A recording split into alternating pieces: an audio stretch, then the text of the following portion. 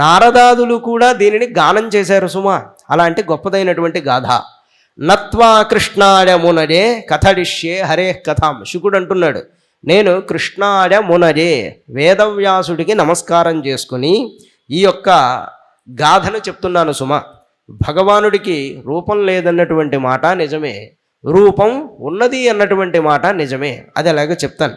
నిర్గుణోపి హ్యజః అవ్యక్తః భగవాన్ ప్రకృతే పరః స్వమాయాగుణమావిశ్య బాధ్య బాధకతాంగతాః. పెద్ద పెద్ద వేదాంత చర్చలకు వెళ్ళక్కర్లేదు, కానీ ఇక్కడ ఒక విషయాన్ని తెలుసుకోవాలి. భగవంతుడు ప్రకృతి అంతటా ఉంటాడు. అంటే కనిపించే వికారములన్నిట్లోనూ భగవంతుడే ఉన్నాడు. అదే కదండి మనం అనేది. అన్ని చోట్ల భగవంతుడు ఉంటేనే కదలిక అనేది ఉంటుంది. అలాగే దీనికి అతీతంగా కూడా భగవంతుడనేవాడు ఉన్నాడు. పాదోస్య విశ్వాభూతాని త్రిపాదస్యామృతం దివి, పురుష సూక్తం చెప్పినటువంటి మాట. కనిపించేది విశ్వం మొత్తం భగవంతుడిలో పాదభాగం మాత్రమే. ఈ కదలికలు ఇవన్నీ కూడా వీటికన్నిటికంటే ఇంకా నిర్గుణుడై ఉన్నటువంటి స్థితి ఏది ఉన్నదో ఆ బ్రహ్మం మూడొంతులు ఉన్నది సుమా. అది అక్కడ వంతులు అని వేసుకోక్కర్లేదు. మనకి కనిపించినది అనంతమైనది, ఈశ్వరుడి లీల అని చెప్తున్నాడు. మరి అలాంటప్పుడు ఈ దేవతలు అసురులు అందరూ కూడా వీళ్ళు చేసే పనులు భగవంతుడికి అంటుతాయా? అంటవు.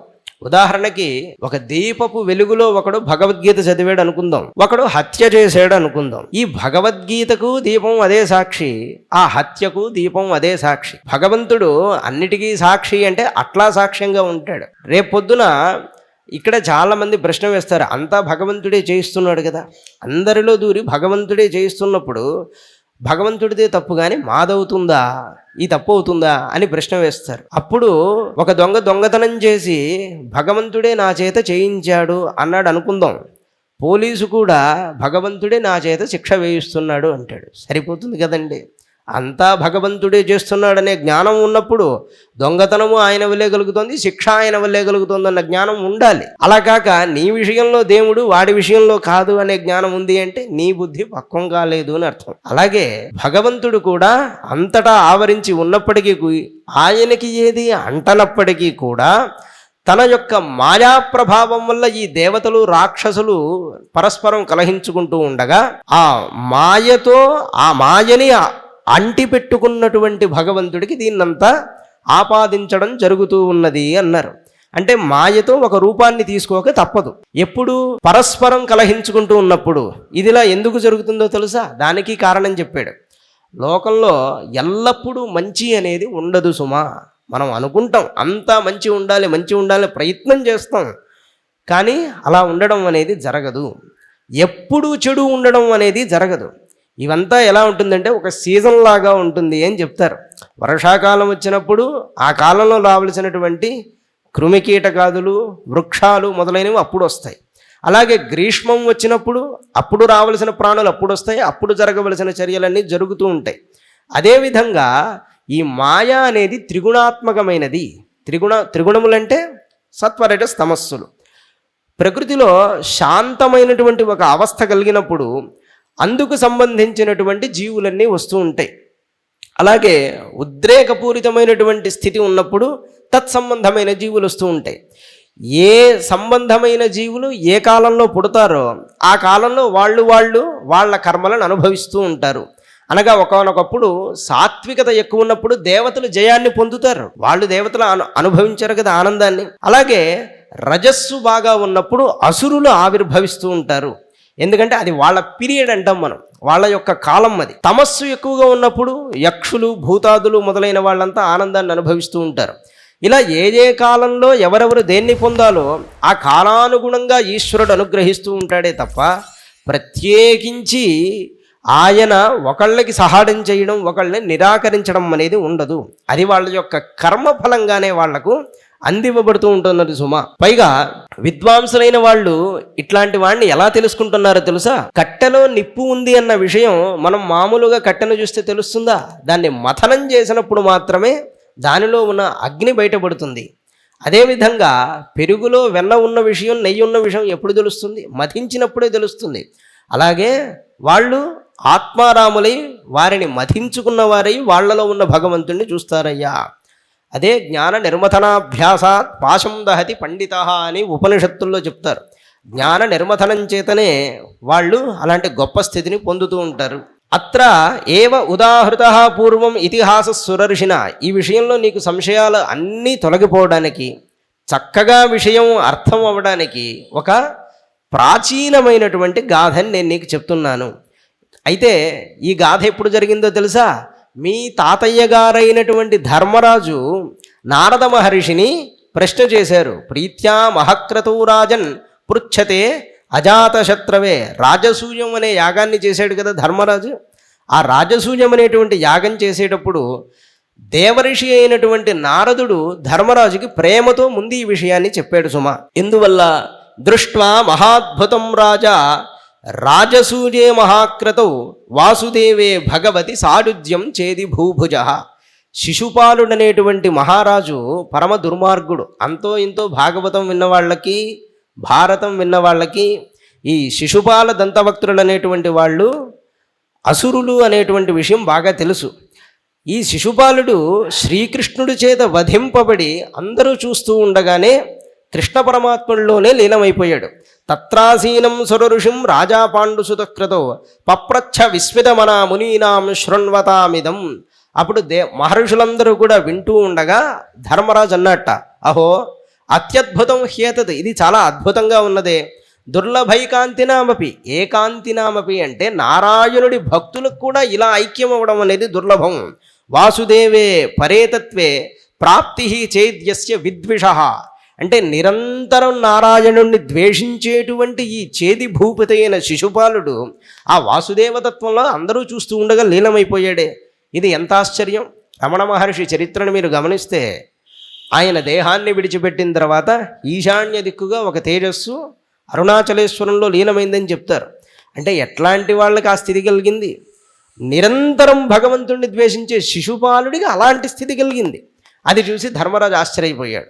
కలిగితే భక్తులకు కలగాలి, ఇలాంటి దుర్మార్గులకి ఇలా కలగవచ్చునా? ప్రాచీన కాలంలో వేణుడు అని ఒక రాజు ఉండేవాడు. ఈ రాజు నిరంతరం ఎప్పుడూ కూడా మహాత్ముల్ని అవహేళనం చేయడం, ద్వేషం చేయడం చేస్తూ ఉండేవాడు. అది చూసి మహర్షులు వాళ్ళ యొక్క తపస్సుతో ఆ రాజుని నరకంలో వేశారు. అలాగే హరినింద చేసేటువంటి వీడు నరకాన్ని పొందవలసింది పోయి చక్కగా స్వామిలో లీనమైపోయాడేంటి? కథం తస్మిన్ భగవతి దురవగ్రాహధామని పశ్యతాం సర్వలోకానాం లయమీయుతురంజస. అంటే అందరూ చూస్తూ ఉండగా పొందశక్యం కానటువంటి భగవంతునిలో ఈయన ఎట్లా ఐక్యమైపోయాడో కదా అని అద్భుతముగాను విస్మయమును పొందగా ప్రశ్న చేశాట నారద మహర్షి. అప్పుడు ధర్మరాజు అడిగిన మాటకి చాలా సంతోషించాడు. సంతోషించి అప్పుడు ఒక గాథ చెప్తున్నాడు. ప్రకృతికి పరమాత్మకి ఉండే తేడా తెలియకపోవడం వల్లనే మనుష్యులందరూ కూడా ఇలా భావన చేస్తున్నారయ్యా అన్నాడు. అంటే ఏమిటి? ప్రకృతికి పరమాత్మకి తేడా. ఆ భేదం ఏమిటి అంటే ప్రకృతినే మనము అని మనం ఎప్పుడూ అనుకుంటూ ఉంటాం. కానీ పరమాత్మయే ప్రకృతిగా ఉంది అనే జ్ఞానం అనుభవంలోకి వచ్చిందనుకోండి, అప్పుడు మనము భగవంతుడమే అవుతాం. ఇదే ఉన్నటువంటి విషయం. ఉదాహరణ చెప్పాలంటే ఈ శరీరం ఉన్నది. ఈ శరీరం ప్రకృతిలో భాగమే కదండి. ఈ శరీరమే మనము అనే భావం మనకు ఎక్కువ. మనం ఎన్ని కబుర్లాడినా దేహం మనమనే భావమే మనకుంటుంది. కానీ ఈ భావాన్ని విడిచి దీనికి కూడా మూలం పరమాత్మజే అనే జ్ఞానం మనలో ఎప్పుడు కలుగుతుందో అప్పుడు మాత్రమే యథార్థమైన సత్యం బోధపడుతుంది. అంతే తప్ప మామూలుగా మనం మాట్లాడుకున్నంత సులభం కాదయ్యా. సకల ప్రాణులు కూడా వారి వారి కర్మానుసారమే తిరుగుతూ ఉంటారు. వాళ్ళని శిక్షించేటువంటి పరమాత్మ అద్వితీయుడే తప్ప అన్నిటినీ స్పృశించేటువంటి వాడు కాదు. ఆయనకి ఇది అదేనటువంటి తావు ఏమీ లేదు. ఈ విషయం ఎందుకు చెప్తున్నానో తెలుసా? ద్వేషించినటువంటి శిశుపాలుడు కూడా ముక్తిని పొందాడు అని అన్నావు కదా. భగవంతుడికి ద్వేష్యుడు ప్రియుడు లేడని ఎందుకు చెప్తారంటే నిరంతరం ద్వేషం చేయడం వల్ల కూడా భగవంతుడిని పొందవచ్చు అని నారదుడు చెప్పాడు. ఆ మాట సత్యం. మనకి భక్తి 9 విధాలుగా తెలుసు, కానీ 10వ భక్తి ఉంది కదండి, వైరభక్తి. కాకపోతే నిజమైనటువంటి వైరతకి కట్టుబడి ఉండాలి. నిజమైన శత్రుత్వానికి నువ్వు నా ఎదురుగా వస్తే నేను నిన్ను చంపేసి తీరుతాను సుమా అని భగవంతుడితో జన్మకాలం వైరాన్ని పెట్టుకుని ఎవడైనా ఉంటే వాడికి మరణించే సమయంలో కూడా భగవంతుడు కనిపిస్తాడు. కానీ సభలలో భగవంతుడు లేడు అని ఇంటిలోకి వెళ్ళి దేవుడికి దండం పెట్టుకుని నా సిద్ధాంతం బయట బాగుండాలి అని ఎవడైతే కపటం చేస్తాడో వాడు అటూ ఇటుగాక చెడిపోతాడు. అది సత్యం. భగవంతుడికి ఖచ్చితంగా వైర సంబంధాన్ని ఏర్పరచుకుంటే భగవంతుడితో వాడు కూడా తరిస్తాడు సుమా. ఈ మాట ఎవరన్నారు? నారద మహర్షి చెప్తున్నాడు. తస్మాత్ వైరానుబంధేన నిర్వైరేణ భజేనవా. ఒకటి శత్రుత్వమైనా ఉండాలి, లేదా నిర్వైరంగా ప్రేమైనా ఉండాలి, ఇంకొకటి భయమైనా ఉండాలి, స్నేహమైనా ఉండాలి, అతని మీద కోరికైనా ఉండాలి. వీటిల్లో ఏది ఉన్నా సరే విడివిడిగా నిరంతరం అనుసంధానపూర్వకంగా ఎప్పుడు ఉన్నా కూడా అట్లాంటి వాడికి మోక్షం అనేది వస్తుందయ్యా. దీనికి ఒక చిన్న ఉదాహరణ చెప్తాడు. కీట పేషస్కృతారుద్ధ కుడ్యాడాం తమనుస్మరన్ సంరంభ భజయోగేన విందతే తత్స్వరూపతాం. ప్రాచీనమైన కాలంలో తుమ్మెదలాంటి కొన్ని కీటకాలు కొన్ని పురుగుల్ని తీసుకెళ్లి వాటి గూళ్ళలో ఉంచేవి. ఆ గూళ్ళో ఉంచి దాని చుట్టూ చాలా ఝంకారం చేస్తూ అలా తిరుగుతూ ఉంటాయి. అదే మీరు వినే ఉంటారు, భ్రమర కీట న్యాయం అంటారు. ఆ కారణం చేత అంటే ఈ తుమ్మెద మీద ఉన్న భయంతో ఆ చిన్న పురుగు కూడా తుమ్మెదలాగా మారిపోతుంది. ఎందుకంటే భయం కలిగినప్పుడు మనిషిలో, కోపం కలిగినప్పుడు, ప్రేమ కలిగినప్పుడు, ఈ మూడు కలిగినప్పుడు మనిషిలో గట్టి ఏకాగ్రత అనేది లభిస్తుంది. ఈ మూడిటిలో దేనివల్లైనా ఏకాగ్రత పొందవచ్చు, దానివల్ల ఫలం కూడా లభిస్తూ ఉన్నది. అందువల్ల భయంతో ఒక కీటకం మరొక కీటకంగా మారిపోయే విధంగా ఎవడైతే భగవంతుణ్ణి భయంతో కానీ కోపంతో కానీ స్మరించుకుంటారో వాళ్ళు ఈ విధంగా ఉంటారయ్యా. కామాద్ ద్వేషాద్ భజా స్నేహాద్ యథాభక్త్యేశ్వరే మనః ఆవేశ్య తదఘం హిత్వా బహవస్తద్గతిం గతాః. కామం వల్లైనా, స్నేహం వల్లైనా, భయం వల్లైనా ఎవడైతే ఈశ్వరుడి మీద మనస్సును నిలుపుతూ ఉన్నాడో వాడు ఖచ్చితంగా వాడిలో ఉన్న జీవలక్షణములను అనగా దోషాలను వదిలించుకుని చక్కగా మోక్షాన్ని పొందుతాడు. అందుకు ఉదాహరణ ఏమిటి అంటే గోప్య కామాత్. గోప్య కామాత్, గోపికలు కోరిక చేత కృష్ణుడి మీద మనస్సు పెట్టి ధరించాడు. భయాత్ కంస, భయం వల్ల కంసుడు. ద్వేషాత్ చైద్యాదజో నృపాహ, నువ్వు అడిగావే ఈ శిశుపాలుడు మొదలైన వాళ్ళు, వీళ్ళు వైరభక్తిని చేసి తరించారు. సంబంధాది వృష్ణర, సంబంధం చేత అనగా బాంధవ్యాలు కలుపుకొనుట చేత వృష్ణులు యాదవాదులు తరించారు. స్నేహాది యూజం, స్నేహం వల్ల ధర్మరాజుల ఎదుల మీరు తరిస్తున్నారు. భక్త్యా వయం విభో, నారదాదులమైన మేము భక్తి చేత తరిస్తున్నాం. అదే పోతన గారు మనకి ఈ పద్యంలో చెప్తారు. కామోత్కంఠత గోపికల్ భజమునన్ కంసుండు వైరక్రీడా సామగ్రిన్ శిశుపాల ముఖ్య నృపతులు. పోతన గారి పద్యాల్లో ఇదే గొప్పతనం. పాత తెలుగు అయినా చెబుతూ ఉంటే అర్థమైపోతూ ఉంటుంది. కాసింత మనసుంటే చాలు. సంబంధులై వృష్ణులను ప్రేమన్ మీరలు భక్తి మేము, ఇదే చక్రింగంటి మెట్లైన నుద్దామ ధ్యాన గరిష్ఠుండైన హరించందవచ్చు ధాత్రీశ్వర అని చక్కగా చెప్పారు. కథమోపి నవేన స్యాత్ పంచానాం పురుషం ప్రతి తస్మాత్ కేనాప్యుపాయేన మనఃకృష్ణే నివేశడేత్. మరి వేణుడైనటువంటి వాడు భగవద్వేషం చేశాడు కదా, ఆయనకి మాత్రం నరకం ఎందుకు వచ్చింది అంటే భగవంతుడిని తిట్టేవాడికి కూడా స్వర్గం వస్తుందని చెప్పారు కదా, సద్గతి వస్తుందని. అంటే వేణుడు తిట్టినప్పటికీ కూడా నిరంతరము తిట్టలేదయ్యా, అదే ఆయన చేసినటువంటి పని. నిరంతరం తిట్టకపోవడం తప్ప అంటే అలా కాదు, తిడితే సంపూర్ణంగా తిట్టాలి. అలానే భగవంతుణ్ణి అంగీకరించిన వాడు కాదు. ఒకానొక సందర్భంలో తిట్టి అయ్యో తప్పైపోయిందయ్యా నేను నిన్ను తిట్టానన్నవాడు కాదు. భగవంతుడి యందు ఆదరం లేదు, అతడు లేడు అని సంపూర్ణంగా ఈశ్వరుడి యొక్క అస్తిత్వాన్ని విస్మరించాడు మనసులో. అందువల్లనే వేణుడు తన పదవి నుంచి జారిపోయాడయ్యా. పైగా నువ్వు చూసావే ఈ శిశుపాలుడు, వీడెవడనుకున్నావు? హిరణ్యాక్ష హిరణ్యకశిప రావణ కుంభకర్ణాదులుగా జన్మించినటువంటి వాళ్ళు కదా వీళ్ళంతా. పైకి వాళ్లే శిశుపాల దంతవక్తుడై వచ్చారయ్యా. ప్రాకృత దేహాన్ని వదిలి వీళ్ళు ఈనాడు స్వామిలో లయమైపోయారు. పంచషడ్డాజనార్భా పూర్వేషామపి పూర్వజా దిగ్వాసస శిశూన్మత్వా ద్వాస్థవుతాన్ ప్రత్యషేధతాం. వీళ్ళకి దుస్థితి ఎందుకు కలిగింది అంటే సనక సనందనాదుల యొక్క శాపం వల్ల ఇలాంటి స్థితి కలిగింది. పూర్వం హిరణ్యకశిపుడుగా ఉన్నప్పుడు చాలా దారుణంగా ఇతడు ప్రవర్తించాడు. అంటే ఈ శిశుపాలుడు అనేవాడు హిరణ్యకశిపుడుగా ఉన్నప్పుడు చాలా దారుణమైనటువంటి పనులన్నీ కూడా చేశాడు. ప్రహ్లాదుడు అనేటువంటి వాడు ఈయనకి పరమ భక్తుడైన వాడు, పుత్రుడు సుమ, నారాయణుడికి పరమభక్తుడు పుత్రుడు. ఆయన్ని హిరణ్యకశిపుడు చంపాలనుకుని అనేకమైనటువంటి వేదనలకు గురి చేశాడు. సర్వభూతాత్మభూతంతం ప్రశాంతం సమదర్శనం భగవత్తేజసా స్పృష్టం నాశక్నోద్ధంతుముద్యమై. చివరికి లోకాలన్నీ గెలిచి తానే మహారాజైనప్పటికీ కూడా ఆ జన్మలో ఈ శిశుపాలుడు హిరణ్యకశిపుడై ఉన్నప్పుడు ప్రహ్లాదుణ్ణి సంహారం చెయ్యలేకపోయాడయ్యా. ఎందుకంటే ఆయన ఎంతో గొప్పవాడైనటువంటి జ్ఞాని, అద్వైత జ్ఞానాన్ని సంపూర్ణంగా పొందినవాడు కనుక ఆయన సంహరించలేకపోయాడు. ఆ ప్రహ్లాదుణ్ణి కాపాడడం కోసమే నరసింహావతారాన్ని ధరించాడు. అప్పుడు శ్రీహరి మీద గట్టిగా వైరాన్ని పూనినవాడై ఆయన చేతిలో మరణించాడయ్యా అని ఆ చరిత్రను ముందు సంగ్రహంగా చెప్పాడు. అప్పుడు యుధిష్ఠిరుడు అడుగుతున్నాడు, విద్వేషో దడితే పుత్రే కథమాసీన్ మహాత్మని బ్రూహిమే భగవన్యేన ప్రహ్లాద స్యాచ్యుతాత్మత. అయ్యా, కొడుకు పైన ఎవడైనా చంపేంత ద్వేషాన్ని పెట్టుకుంటాడా? ఇది చాలా ప్రమాదకరమైనటువంటి విషయం సుమా. అట్లాంటి కొడుకుని, అనగా మహాత్ముడైనటువంటి కొడుకుని కని పొరపాట్లు చేసేటువంటి వాడిని కంటే పోని వీడిని చంపేయాలి అనే భావం ఉంటే అనుకోవచ్చు. ఎంతో గొప్పవాడైన కొడుకును కని అతన్ని చంపాలి అని అసలు ఎందుకు అనుకున్నాడు హిరణ్యకశిపుడు? ఎందువల్ల అలాంటి స్థితి వచ్చింది? దయచేసి ఆ విషయం చెప్పు, ఈ శంక నాకు ఎక్కువగా ఉన్నది సుమా అన్నట్ట. అనగానే అప్పుడు నారదుల వారు హిరణ్యకశిపుడి దగ్గర నుంచి, అనగా వాడి యొక్క దురాక్రమణ దురాగతాలు ఏ విధంగా చేశాడనే దగ్గర నుంచి ఆరంభించి ప్రహ్లాదుడి జననము, నరసింహుడి యొక్క ఆవిర్భావం ఇత్యాది కథలన్నీ కూడా చెప్పారు. నారదుడు అంటున్నాడు, భ్రాతర్యేవం వినిహతే హరిణాక్రోడమూర్తిన హిరణ్యకశిపురాజన్ పర్యతప్యదృషాశుచ.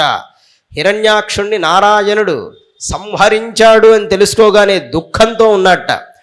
అప్పుడు ఆహచ ఇదం వృషా ఘూర్ణ సందష్ట దశనచ్చద. హిరణ్యకశిపుడి కోపంతో ఆకాశాన్ని చూస్తున్నట్ట. ఆ సందర్భంలో ఆకాశమంతా మేఘములతో నిండి ఉన్నది.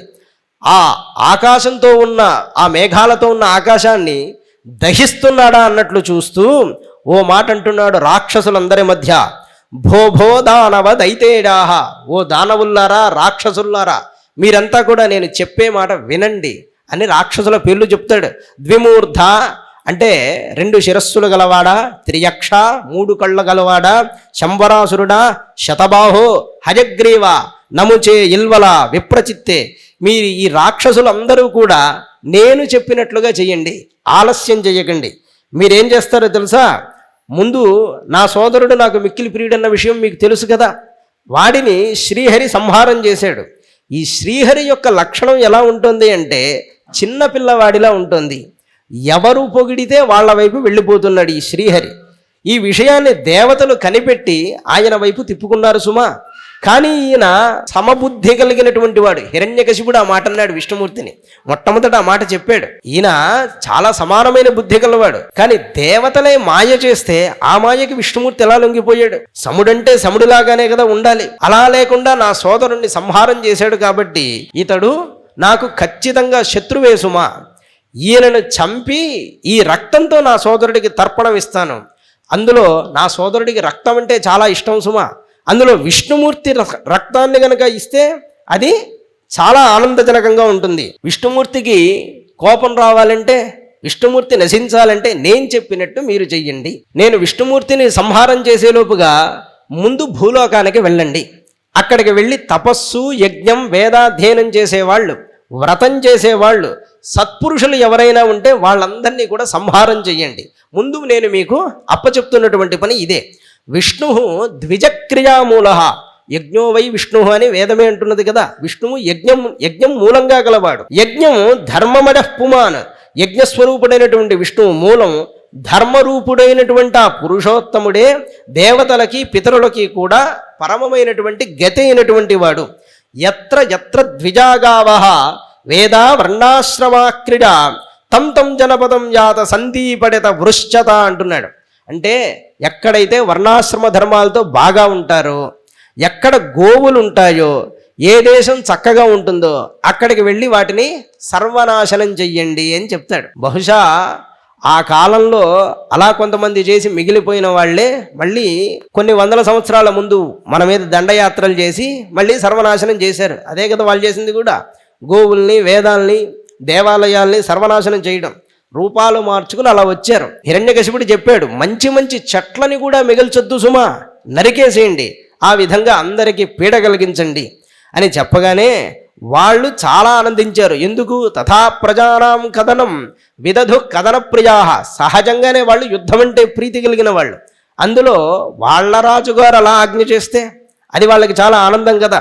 అందుకని సహజంగా గొడ్డళ్ళు తీసుకుని మరి వంతెనలను, ప్రహరీలు, గోపురాలు ఇలా అన్నిటినీ కూడా సర్వనాశనం చేసేట. చివరికి సోదరుడి మరణానికి దుఃఖించినటువంటి హిరణ్యకశిపుడు ప్రేత కార్యాలన్నీ నిర్వర్తించాడు. అంటే అంత్యక్రియాకలాపాలన్నీ చేసేట. చేసిన తర్వాత హిరణ్యాక్షుడికి కొంతమంది పుత్రులు ఉన్నారు. శకుని, శంబరుడు, ధృష్టుడు, భూత సంతాపనుడు, వృకుడు, కాలనాభుడు, మహానాభుడు, హరిశ్మశ్రువు, ఉత్కచుడు అనేటువంటి వాళ్ళు ఆయన యొక్క సంతానం. హిరణ్యాక్షుడి యొక్క భార్య పేరు వృషాభానువు, హిరణ్యాక్షుడి యొక్క తల్లి పేరు దితి.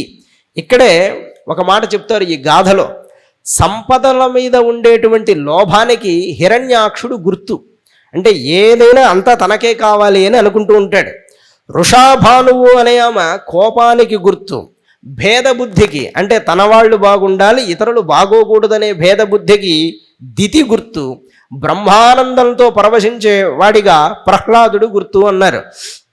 అంతటా వ్యాపించిన భగవానుడిగా నరసింహస్వామి గుర్తు అన్నారు. అంటే అందుకు వాళ్ళు ప్రతీకలయ్యా. ఈ విధంగా చెబుతూ కథను ఆరంభిస్తున్నారు. వృషాభానువును చూసి, అనగా చనిపోయిన సోదరుడి పత్నిని చూసి, తల్లిని చూసి ఒక మాట చెప్తాడు. అమ్మా, ప్రాణులు ప్రారబ్ధవశం చేత ఒకచోట కలుసుకుని వెళ్ళిపోతూ ఉంటాయి. దైవేనేకైత్ర నీతానాం ఉన్నీతానాం స్వకర్మభి. ఒక మార్గంలో వెళుతున్నప్పుడు చలివేంద్రాలు పూర్వం ఏర్పాటు చేసేవాళ్ళు. ఈ చలివేంద్రంలో నీళ్లు తాగి కాసేపు విశ్రాంతి తీసుకుని జీవులు ఎలాగైతే విడిపోతూ వెళ్ళిపోతారో అలాగే ప్రతి జీవుడు కూడా కర్మవశాత్తు భూమి మీదకి వచ్చి తన ప్రారంధం అయిపోయిన వెంటనే అక్కడి నుంచి వెళ్ళిపోతాడు సుమా అని చెప్పాడు. నిజానికి హిరణ్యాక్షుడు చెప్పిన వేదాంతం ప్రహ్లాదుడు చెప్పిన వేదాంతం కంటే కూడా గట్టిగా ఉంటుంది. వాడు అంత వేదాంతాన్ని చెప్పాడు. ఈ కొద్దిగలోనే కాదు సుమా, సుయజ్ఞోపాఖ్యానాన్ని ఆయనే చెప్తాడు. అత్రాప్యుదాహరంతీమం ఇతిహాసం పురాతనం యమస్య ప్రేతబంధూనాం సంవాదం తన్నిబోధత. మీరు పోయిన సోదరుడి గురించి ఆలోచన చేస్తున్నారు, కానీ అతడు తిరిగి వస్తాడని మీరు అనుకోవద్దు. ప్రాచీనమైన కాలంలో యమధర్మరాజుకి కొంతమంది స్త్రీలకు జరిగినటువంటి ఒక కథను నేను మీకు చెప్తున్నాను. ఉశీనర దేశం అనే ఒక దేశం ఉండేది. అక్కడ సుయజ్ఞుడు అనబడే రాజు ఉండేవాడు. ఆయన శత్రువుల చేత హతుడై చాలా హృదయ విదారకంగా రణభూమిలో పడిపోయి ఉన్నాడు. అలా పడిపోయిన వాడిని చూసి అక్కడికి వచ్చి భార్యలందరూ కూడా చాలా దుఃఖిస్తారు. అయ్యో, ఎంతటి గొప్పవాడు, నిత్యం వందిమాగధలుతే స్తుతి పొందేటువంటి వాడివి కదా నువ్వు, అట్లాంటి వాడివి ఈరోజు దిక్కులేని వాడివి చనిపోయావు కదా, నీ పాదాలే మాకు దిక్కు తప్ప వేరే ఇంకో దిక్కు లేదు, నీతో మేం కూడా వచ్చేస్తాం, మాకు అనుమతి ఇవ్వు అని ఆ శవం దగ్గర నానా విధాలుగా మాట్లాడుతూ అంత్యక్రియలకు ఆ శవాన్ని అప్పగించకుండా ఉన్నారట. అలా ఉండగానే సూర్యుడు అస్తమించాడు. తత్రహ ప్రేతబంధూనాం ఆశ్రుత్య పరిదేవితం ఆహతాన్ బాలకో భూత్వా యమస్వయముపాగతః. ఆ సందర్భంలో యముడే స్వయంగా ఒక రూపాన్ని ధరించి అక్కడికి వచ్చి అంటున్నట్ట, అహో అమీషాం వజసాధికానాం విపశ్యతాం లోక విధిం విమోహ యత్రాగతస్తత్ర గతం మనుష్యం స్వయం సధర్మ అపి శోచంత్యపార్థం. ఈ మనుష్యులు ఎంత తెలివి లేనటువంటి వాళ్ళు, వీళ్ళు వయస్సులో చాలా పెద్దవాళ్ళు అయినప్పటికీ కూడా వీళ్ళకి వ్యామోహం మెండుగా ఉంటుంది. ఒకరు చచ్చిపోతే ఏడుస్తున్నారు, బాగానే ఉంది, కానీ వీరు కూడా చచ్చిపోతారన్న విషయాన్ని మర్చిపోతున్నారు. ఆ మాటలు మనం అనకూడదండి. నిజానికి ఒకడు చచ్చిపోతే మేము కూడా చచ్చిపోతాంలే, శవం తీసేయండి అనకూడదు. యమధర్మరాజు వచ్చి ఆ సందర్భ దుఃఖం విపరీతం అయిపోయినప్పుడు అలా తలుచుకోవాలి, కానీ పోయిన వాడి కోసం ఏడవడం అనేది మనం చూపించేటువంటి కృతజ్ఞతే, అందులో లేదు. అందుకే చెప్పేటప్పుడు చాలా జాగ్రత్తగా చెప్పాలి. ఉదాహరణకి పెళ్ళైనటువంటి కొత్త జంట వచ్చారనుకోండి భాగవతం వినడానికి, నేను రుక్మిణీ కళ్యాణం చెప్పవచ్చు, జడభరతోపాఖ్యానం చెప్పాను అనుకోండి, అయితే వాడు నన్ను కొడతాడు లేదా సంసారం వదిలేసి వెళ్ళిపోతాడు. అలాంటి పరిస్థితి ఒకటి ఉంటుంది. ఎవరెవరికి ఏ ఉపదేశం చేయాలో అంతమేర చెప్పాలి. అందువల్లనే గురువు దగ్గర విషయాన్ని తెలుసుకోవాలనడంలో కారణం ఏమిటి అంటే ఒక్కొక్కటి ఒక్కొక్క అధికారికి తగినటువంటిదిగా ఉంటుంది. ఇప్పుడు చిన్నపిల్లవాడికి ఒక మాట ఉంటుంది, పెద్దవాడికి ఒక మాట ఉంటుంది. పెద్దలు గ్రంథాల్లో చెప్పేటప్పుడు అన్నీ కలిపి చెప్తారు. అన్నీ కలిపి చెప్పినప్పుడు ఎవరికి ఏదో తెలియనప్పుడు దాన్ని యథాతథంగా తీసుకుంటే చాలా ప్రమాదం ఉంటుంది. అందుకే చెప్పడం, యముడు ఎంతసేపటికి వీళ్ళు తెమురుకుని అంత్యక్రియలు చేయట్లేదు కాబట్టి ప్రాచీనమైన యుగంలో అలా ఉపదేశం చేశాడు. ఇటువంటి దీనత్వం అనేది మీకు సరిపడదు సుమా అని అంటున్నాడు. ఇదం శరీరం పురుషస్య మోహజం యథా పృథక్ భౌతికమీడతే గృహం యథౌదకై పార్థివతైజసైర్జన కాలేన జాత వికృతో వినశ్యతి. నీటి అంశములతో బుడగలు పుడతాయి కదా, నీళ్లలో బుడగలు, అవి ఎలాగైతే నాశమైపోతాయో మోహంతో కలిగేటువంటి ఈ జన్మ, ఈ దేహం, ఇవన్నీ కూడా వెళ్ళిపోతూనే ఉంటాయి. కనుక ఎవరి కోసం మీరు దుఃఖిస్తున్నారో వాడు ఇక 100 సంవత్సరాలు ఏడ్చినా రాడు, అది గుర్తుపెట్టుకోండి. మీరు వెళ్ళడమే తప్ప వాడు రావడం అనేది ఉండదు అని గట్టిగా చెప్పేట. ఇది వినగానే అప్పుడు యమధర్మరాజు చెప్పిన ఉపదేశానికి అక్కడ ఉన్న వాళ్ళంతా కూడా తేరుకున్న వాళ్ళై ఆ శరీరాన్ని అంత్యక్రియల కోసం అప్పచెప్పాడు. ఈ సందర్భంలోనే హిరణ్యకశిపుడు ఇంకో మాట చెబుతాడు. వేటగాడొకడు అడవిలో పక్షులు కొట్టడానికి వెళ్ళాట. అక్కడ కురరీ మిథునాన్ని చూశాడు. కురరీ మిథునం అంటే వడ్రంగి పిట్ట. ఆ వడ్రంగి పిట్టల్లో ఒక ఆడపిట్ట వేటగాడి వలలో చిక్కుకున్నదట. ఆ వలలో చిక్కుకున్నప్పుడు మగపిట్ట అనుకుంటోంది, అయ్యో నా భార్య నాకు అంతా తోడుగా ఉంది కదా, ఈ సందర్భంలో తను ఒక్కటి మాత్రం వెళ్ళిపోతే ఎలాగా, భగవంతుడు నన్ను కూడా తీసుకెళ్తే బాగు అనుకున్నట్ట. ఆ మగపిట్ట అనుకుంది.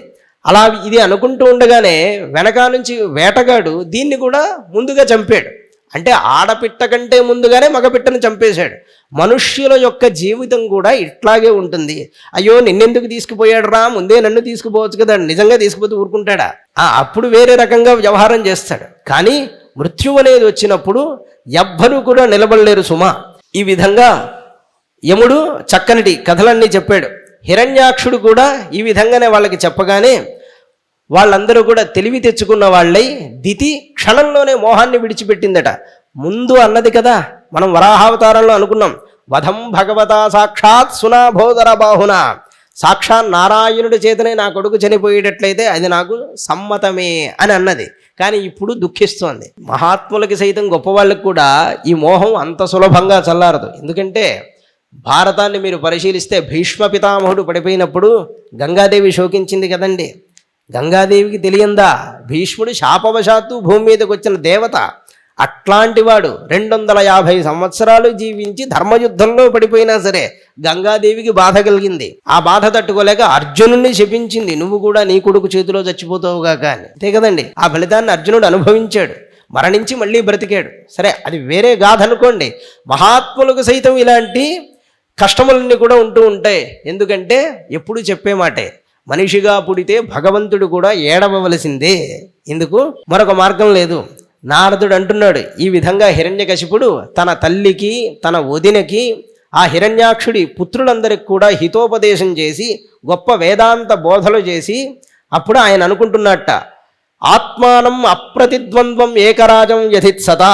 నేనేమనుకుంటున్నాను తెలుసా, నాకు ఎవ్వరూ కానీ ఎదురుండకూడదు, వృద్ధాప్యం మరణం నాకు ఉండకూడదు, ఎదురు నిలిచే ప్రతిపక్షి అసలు ఉండనేకూడదు, ఆ విధంగా నేను తయారవ్వాలి అనుకుని సతేపే మందరద్రోణ్యాం తపఃపరమదారుణం ఊర్ధ్వబాహు నభో దృష్టి పాదాంగుష్ఠ ఆశ్రిత అవని. మందర పర్వతానికి వెళ్ళాడు. అక్కడికి వెళ్ళి బొటన వేలి మీద నిలబడి చేతులు పైకెత్తి ఆకాశాన్ని చూస్తూ ఘోరమైన తపస్సు చేయడం మొదలుపెట్టాడు. జటా దీధితి రేజే సంవర్తార్క ఇవాంశుభి. మండుతున్నటువంటి సూర్యుడి వలె ఆయన యొక్క జటలన్నీ ఉన్నాయట. ఆయన తపస్సును చూసి దేవతలందరూ కూడా భయపడ్డారు. తేన తప్తాదివం త్యక్త్వా బ్రహ్మలోకం యడుస్సురాహ. చాలా భయంకరంగా తపస్సు చేస్తున్నాడు. ధాత్రే విజ్ఞాపడామాసు దేవదేవ జగత్పతే. బ్రహ్మగారి దగ్గరికి వెళ్ళి అంటున్నాడు, స్వామి జగత్తుకంతటికీ మీరు అధిపతులు కదా, దైత్యేంద్ర తపసా తప్తాదివి స్థాతుం న శక్నుమః. ఈ హిరణ్యకశిపుడు చేసే తపస్సు వల్ల పుట్టినటువంటి తపో అగ్ని చేత దివ్యమైనటువంటి లోకంలో మేము చక్కగా కూర్చోవడానికి వీలవడం లేదయ్యా. ఎందుకంటే ఆ జ్వాలలన్నీ మా సింహాసనాన్ని కాల్చేస్తున్నాయి. అందుకే కదా వీడి తపస్సు చేసేది. వాళ్ళ సింహాసనాలు కాల్చడానికే వీడి తపస్సు, అంటే వాళ్ళని ఆక్రమించడానికే. తస్య చోపశమం భూమన్ విధేహి నిధిమన్యసే. నీవేమనుకుంటున్నావో అతడి యొక్క కోరికల్ని ఇవ్వరాదు. తస్యాదంకిల సంకల్ప చరతో దుశ్చరం తప శృణుతాం కిం నవిదిత తవాథాపి నివేదిత. వాడంత తపస్సు చేస్తున్నాడంటే అందులో ఉన్నటువంటి ఆంతర్యం నీకు తెలియకుండా ఉంటుందా ఏంటి? నువ్వు అందరినీ సృష్టించిన వాడివి కదా. అయినా కూడా మేము ఒక మాట చెప్తున్నాం, వాడు ఏమనుకుని తపస్సు చేస్తున్నాడో తెలుసా? బ్రహ్మగారు అసలు సృష్టి ఆదిలో తపస్సు చేతనే కదా ఇంత సృష్టి చేశారు. కాబట్టి నేను కూడా బ్రహ్మగారిలా సృష్టి చేస్తే నేనే గొప్పవాడిని అవుతాను. కనుక ప్రజాపతి కోసం నేను చాలా కఠినంగా తపస్సు చేస్తాను. అన్నిటికంటే గొప్పదైనటువంటి స్థితిని బ్రహ్మదేవుడు పొందాడు, సత్యలోకాన్ని పొందాడు. నేను కూడా అట్లాంటి స్థానాన్ని పొందుతాను. ఈ శక్తితో, పొందినటువంటి తపశ్శక్తితో ఈ జగత్తుని ఇంతకు ముందెన్నడూ లేని విధంగా చేస్తాను అన్నట్ట. ఈ ఇంతకు ముందెన్నడూ లేని విధంగా చేస్తాననడంలో చాలా ఆంతర్యం ఉంది. ఏం చేస్తాట? పుణ్యం చేసిన వాళ్ళందరికీ నరకం ఇస్తాట, పాపం చేసిన వాళ్ళందరికీ స్వర్గం ఇస్తాట. అది హిరణ్యాక్షుడు అనుకున్నటువంటి పని. అంటే అప్పుడు దేవతలందరూ రాక్షసుల వలె, రాక్షసులందరూ దేవతల వలె చలామణి అవుతారు. ఆ విధంగా చెయ్యాలని హిరణ్యకశిపుడి యొక్క సంకల్పం. రాక్షసుల దగ్గర వచ్చినటువంటి చిక్కిదే. మీరు ఎప్పుడైనా గమనించండి, తపస్సు అంటే రాక్షసుల్లాగే చెయ్యాలి. వరాలు కోరుకోవాలంటే దేవతల్లాగా కోరుకోవాలి. కానీ ఇందులో చిక్కుంది. నిజంగా దేవతల్లాగా గుణం ఉంటే రాక్షసులంత కఠినంగా తపస్సు చెయ్యక్కర్లేదు. ఎందుకంటే తొందరగా దేవతలకు ప్రత్యక్షం అవుతాడు కదా. దేవతలు బ్రహ్మగారి దగ్గరికి వెళ్ళడానికి హిరణ్యకశిపుడు అంత కష్టపడాలా? నిజంగా అంత కష్టపడితే బ్రహ్మ కనిపిస్తాడా? దేవతలు కనిపించడు. ఎందుకు? బుద్ధి చేత మంచివాళ్ళు కనుక. అదే హిరణ్యకశిపుడికి ఎన్నో యుగాలు పడుతుంది. ఇదే గుణభేదం అంటే మీకు అంతెందుకండి, రావణాసురుడు పరమేశ్వరుని మెప్పించడానికి ఎన్ని కష్టాలు పడ్డాడు. అదే రామచంద్రుడు ఎంతసేపు పట్టింది? ఈశ్వరుడి దగ్గర వరం పొందడానికి, ఈశ్వరానుగ్రహం పొందడానికి రాముడికి ఎంతసేపు పట్టింది? ఏ తపస్సు చేశాడని రాముడు ఈశ్వరుణ్ణి ప్రసన్నం చేసుకోగలిగాడంటే స్వయంగా ఆయన యొక్క గుణం అలాంటిది. కనుకనే తపస్సు గొప్పదే, కానీ వాళ్ళ గుణములనేవి మంచివి కావు సుమా. అదే చాలా ప్రమాదకరమైనవి. ఇది శుశ్రుమ నిర్బంధం తపఃపరమమాస్థిత విధత్స్వానంతరం యుక్తం స్వయం త్రిభువనేశ్వర. ఆయన సర్వాధికమైనటువంటి తపస్సు చేస్తున్నాడు హిరణ్యకశిపుడు. ఓ బ్రహ్మగారు, మీరు ముల్లోకాలకు ప్రభువైనట్టు వారు. ఇలాంటి సంక్లిష్టమైన పరిస్థితుల్లో ఏది చెయ్యాలో మీరే నిర్ణయం తీసుకోండి అని ఇది విజ్ఞాపిత దేవై, దేవతల చేత విజ్ఞాపనము చేయబడినటువంటి బ్రహ్మగారు పరీత భృగుదక్షాద్యై యయౌ దైత్యేశ్వరాశ్రమం, మరీచి, భృగువు, దక్షుడు మొదలైనటువంటి ప్రజాపతులందరూ చుట్టూ ఉండగా, అందరూ స్తుతి చేస్తూ ఉండగా ఆ హిరణ్యకశిపుడు తపస్సు చేస్తున్నటువంటి ఆశ్రమమునకు వచ్చేట. కానీ నదదర్శ ప్రతిచ్ఛన్నం, అక్కడ మొట్టమొదటి హిరణ్యకశిపుడు కనబడలేదు. ఎందువల్ల అంటే వల్మీక తృణకీచకై, పుట్టలు గట్టి వెదురు చెట్ల చేత కప్పివేయబడి, గడ్డి, గాదాము మొదలైన వాటి చేత కప్పివేయబడి ఏ లోపల ఉన్నాడు హిరణ్యకశిపుడు. ఆయన చుట్టూ మొత్తం ఇవన్నీ ఎప్పుడో వ్యాపించాయి. పిపీలికాభిరాచీర్ణం, చీమలు మొదలైన జంతువులు ఆయన మాంసాన్ని ఎప్పుడూ తినేసాయి. ఆయనకి శరీరం లేదు. త్వంమాంస శోణితం, చివరికి ఎముకల్లోనే ఉన్నాడు. మాంసము, శోణితం మొదలైనవన్నీ భక్షించాయిట. హిరణ్యకశిపుడు సంకల్పం చేసుకునేటప్పుడు కూడా ఒక మాట అనుకుంటాడు, నేను సంకల్పం చేసి తపస్సు కూర్చుంటాను, ఎన్ని జన్మలైతేనేమి దీన్ని సాధిస్తాను గాక. అంటే ఈ జన్మలో ఇది పడిపోవచ్చు ఈ శరీరం, కానీ నా ఈ సంకల్పం ఉన్నదే ఇది నన్ను మళ్ళీ పుట్టిస్తుంది, నేను మళ్ళీ తపస్సు చేసి అనుకున్న దాన్నే సాధిస్తానన్నాడు. అట్లాంటి పట్టుదల భగవంతుణ్ణి పొందడంలో మనకుంటే మనం ఈ జన్మలోనే మోక్షాన్ని పొందుతాం. బుద్ధుడు ఇదే కదండి అంటాడు, అత్రైవ బోధిం బహుజన్మ దుర్లభం అంటాడు. అంటే నేను ఆసనంలో కూర్చున్నాను, నైవాసనాత్ కాడమతశ్చలిష్యతే అప్రాప్య బోధిం బహుజన్మ దుర్లభం అంటాడు. ఇహాసనే శుష్యతు మే శరీరం, నా ఈ శరీరం ఈ ఆసనంలోనే శుష్కించిపోవుగాక, నాకు జ్ఞానం కలిగినదే నేను ఈ స్థానం నుండి లేవనన్నాడు బుద్ధుడు. చాలామంది బుద్ధుడిని తప్పు అనుకుంటారు, బుద్ధుడి యొక్క అనుయాయుల్ది తప్పు. ఈ సభలో నేను అనకూడదు అనుకోండి, ఆయన్ని మనం భగవద్ అవతారంగా భావన చేస్తాం కదా. ఆయన భగవంతుడు ఉన్నాడా అంటే మాటలకు అందడు అని మౌనం వహించాడు, అందువల్ల భగవంతుడు లేడు అని కొంతమంది అనుకున్నారు. కానీ తపస్సు చేయాలంటే అలాంటి పట్టుదల ఉండాలి. హిరణ్యకశిపుడు కూడా అట్లాంటి పట్టుదలతో తపస్సు చేసి బ్రహ్మగారిని సాధించాడు. మొత్తానికి బ్రహ్మగారు హిరణ్యకశిపుడు ఆశ్రమానికి వస్తే చివరికి ఆయన కనబడలేదు. తపంతం తపసాలోకాన్ యథాభ్రాపిహితం రవిం విలక్ష్య విస్మిత ప్రాహ ప్రహసన్ హంసవాహన, సూర్యుడి వలె తన తపస్సుతో లోకాన్నంతటిని తప్పింపజేస్తున్నాడు ఆయన. ఆ సందర్భంలో హిరణ్యకశిపుణ్ణి చూసి ఆశ్చర్యంతో నవ్వుతూ బ్రహ్మగారు ఓ మాట అన్నారు, భద్రంతే నాయన నీకు భద్రమగుగాక.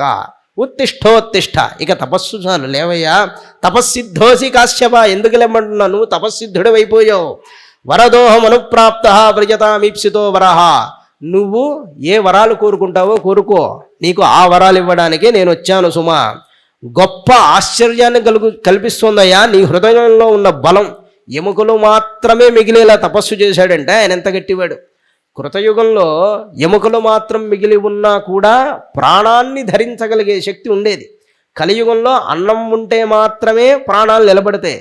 కనుక గట్టి షుగరు బీపీలుండి శివరాత్రి ఉపవాసాలు ఏమీ తినకుండా చేస్తే కైలాసానికి వెళ్తారు, తథ్యమే, సంశయం ఏమీ లేదు. కాకపోతే అది వెళ్ళే దారి వేరు. యోగ సిద్ధిలో వెళ్తారు, లేక శరీరం క్షణికమైన నిజమైన వేదాంత బాణిలో వెళ్ళిపోతారు. అది ఎవరిష్టం వాళ్ళదనుకోండి. కనుక ఏ సమయానికి తగినట్టుగా ఆ విధంగా ఉంటూ ఉండాలి.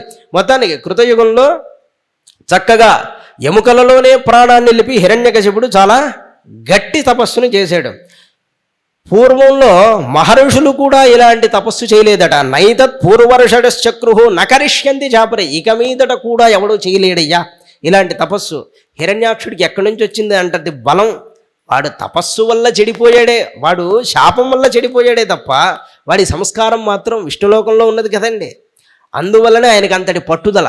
అందుకే ఎంత వేదాంతం చెప్పాడో, కేవలం శాపవశాత్తు గల ఉన్నాడే తప్ప ప్రహ్లాదుడి కంటే గొప్ప వేదాంతం చెప్పాడు. నేను మీకు చాలా శ్లోకాలు చెప్పలేదు, చెప్పాను అనుకోండి హిరణ్యకశిపుణ్ణి హీరో అనుకుంటారు మీరు ఈ గాథలో. అంత గొప్పగా చెప్తాడు. కానీ అంత గొప్ప చెప్పి చివరికి సర్వనాశనాన్నే చేయడానికి సిద్ధపడతాడు. అక్కడుంది వాడి బుద్ధిలో వంకర. అంటే చెప్పడానికి మాత్రమే మంచి, అది పక్కవాడికి మాత్రమే అనుకునేవాడే ఈ హిరణ్యకశిపుడు. అట్లాంటి రాక్షసులే చాలామంది ఉంటారు. వ్యవసాయేన తేనేన దుష్కరేణ మనస్వినాం తపోనిష్ఠేన భవతాజితోహం దితినందన భవతాజితోహం, నీ చేత నేను జయింపబడ్డానయ్యా. ఎవరు? బ్రహ్మగారు అంటున్నారు. ఎలాగా? తపోనిష్ఠేన, అతి గొప్పదైన తపస్సుతో నీవు నన్ను జయించేశావు. తతస్థ ఆశిష సర్వ దదాం యసుర పుంగవ మర్త్యస్యతే అమర్త్యస్య దర్శనం నా ఫలం మమ. ఇన్ని మాటలు మాట్లాడారు. కానీ బ్రహ్మగారు చాలా చక్కగా మాట్లాడారు. రాక్షస శ్రేష్ఠుడా, బానే ఉన్నదయ్యా నీ తపస్సు, నీ కోరికల అన్నిటినీ తీరుస్తాను. కానీ మరణించే స్వభావం గల మనిషివి నువ్వు, మరణం లేని దేవుడను నేను. ఈ విషయం గుర్తుపెట్టుకుని వరమడుగు సుమా. మర్త్యస్యతే, మరణించేటువంటి నీకు అమర్త్యుడనైన, అంటే మరణమే లేనటువంటి నా దర్శనం వ్యర్థం కాదు సుమా, ఇది అమోఘమైనది. ఏదైనా వరమడుగన్నట్ట. అప్పుడు నారదుల వారు చెప్తున్నారు ఇలా అని, ఇత్యుక్త్వా ఆదిభవ దేవ భక్షితాంగం పిపీలికై. ఆదిభవ అంటే మొట్టమొదట పుట్టినవాడు అని అర్థం. ఎవరు? సృష్టిలో మొట్టమొదటి పుట్టినవాడు బ్రహ్మగారు. ఈయన ఈ విధంగా పలికి కమండలు జలేనౌక్ష దివ్యేనామోఘరాధస, ఆయన యొక్క కమండలు జలాన్ని హిరణ్యకశిపుడి యొక్క శరీరం మీద చిలకరించారట. ఎట్లాంటి స్థితి అండి! బ్రహ్మగారి కమండలంలో జలంతో ఆయన యొక్క దేహం తడిసింది అంటే హిరణ్యకశిపుడి యొక్క దేహం ఎలా ఉంటుంది? సతత్ కీచకవల్మీకాత్ సహ ఓజోబలాన్విత సర్వావలివ సంపన్న వజ్ర సంహననోడువ ఉత్థిత స్తప్త హేమాభ విభావసురి వైధస అంటున్నాడు. మనశ్శక్తి, ఇంద్రియ శక్తి, దేహశక్తి అన్నీ పుష్టిగా కలిగి అలాగే సర్వావయవ సంపన్నుడై వజ్రదేహంతో ఆ పుట్టలను భేదించుకుంటూ ఒక్కసారి పైకి లేచాట హిరణ్యకశిపుడు. అప్పుడు ఎలా ఉన్నాడంటే పుటం పెట్టినటువంటి బంగారం వల్లే మెరిసిపోతున్న దేహంతో ఉన్నాడు. స నిరీక్ష్యాంబరే దేవం హంసవాహనమాస్థితం ననామ శిరసా భూమౌ తద్దర్శన మహోత్సవ. ఆహా, బ్రహ్మగారు నాకు దర్శనమిచ్చారనేటువంటి ఉత్సాహంతో బ్రహ్మగారికి నమస్కారం చేసి ఇలా అంటున్నట్ట, కళ్ళంతా ఏడుపుతో తడిసిపోయాయి. అంటే ఆనంద బాష్పాలు వచ్చాయి హిరణ్యకశిపుడికి. కాదా అండి, 100 దివ్యవత్సరాలు అని చెప్తాడు అక్కడ. 100 దివ్యవత్సరాలు అంటే సహజంగా దేవతలకి మనకి సంవత్సరం అయితే దేవతలకి ఒక్కరోజు. 365 సంవత్సరాలు మనకి గడిస్తే దేవతలకి 1 సంవత్సరం. అలా దేవతల కాలమానంలో 100 సంవత్సరాలు తపస్సు చేశాడంటే ఎంతకాలం తపస్సు చేశాడు ఆయన. అలా తపస్సు చేయడం వల్ల ఆహా, ఇన్నాళ్ళకి నా తపఫలం గోచరించింది కదా అని ఆనంద బాష్పాలు రాచాడు. హిరణ్యకశిపుడు అంటున్నాడు, కల్పాంతే కాల సృష్టేన యోంధేన తమసావృతం అభివ్యన జగదిదం స్వరం జ్యోతి స్వరోచిష. కల్పాంతకాలంలో సమస్తం తమస్సుతో నిండిపోయి అంతా నష్టమైపోగా ఎవరు తన యొక్క స్వయంజ్యోతి చేత, తన యొక్క ప్రకాశం చేత దీన్నంతా సృష్టిస్తున్నాడో, ఎవడు మాయాశక్తిని స్వీకరించి దీనినంతా స్వీకరిస్తూ ఉపసంహారం కూడా చేస్తున్నాడో అట్లాంటి పరమాత్మకి నేను నమస్కారం చేస్తున్నాడు. అంటే అట్లాంటి పరమాత్మ నీవేనయ్యా బ్రహ్మదేవా, నీకు నేను నమస్కారం చేస్తున్నాను. నమ ఆద్యాయ బీజాయ జ్ఞాన విజ్ఞానమూర్తనే ప్రాణేంద్రియ మనోబుద్ధి వికారై వ్యక్తిమీయుషే. జగత్తుకి మూలం పరమేశ్వరుడే, శుద్ధ చైతన్య స్వరూపుడైన ఆయనయే జ్ఞాన విజ్ఞానమూర్తి ఉన్నాడు. ప్రాణ ఇంద్రియ మనోబుద్ధి వికారాలుగా గోచరించేది ఆయనే. అట్లాంటి వాడి కొరకు నేను నమస్కారం చేస్తున్నాను. అంటే అది నీవే అని అర్థం. ఇదంతా చెప్పి ఒక మాట అంటాడు, ప్రాణాలకు ప్రభువువు నీవయ్యా, ఇంద్రియాలకు కూడా ప్రభువు నువ్వే. అట్లాంటి ఓ స్వామి నన్ను అనుగ్రహం చెయ్యి. త్వమేవ కాల అనిమిషో జనానాం ఆయుర్లవాద్యవజవై క్షణోషి. నిమిషం కంటే కూడా తక్కువ కాలంగా మనకి కనబడుతుండదు. నిమిషం అంటాం. నిమిషం అంటే మన వాచీలో చూసుకునే నిమిషం కాదు, కనురెప్ప పాటు కాలాన్ని నిమిషం అంటాం. దీనికంటే కూడా సూక్ష్మమైన కాలాన్ని లవము అని పిలుస్తారు. ఈ లవాది కాల రూపంలో కూడా ఉండి అందరు జీవుల యొక్క ఆయుష్ని మెల్లమెల్లగా క్షయం చేసేది నువ్వే సుమా. అందరు జీవుల రూపంలో ఉన్నది నువ్వే.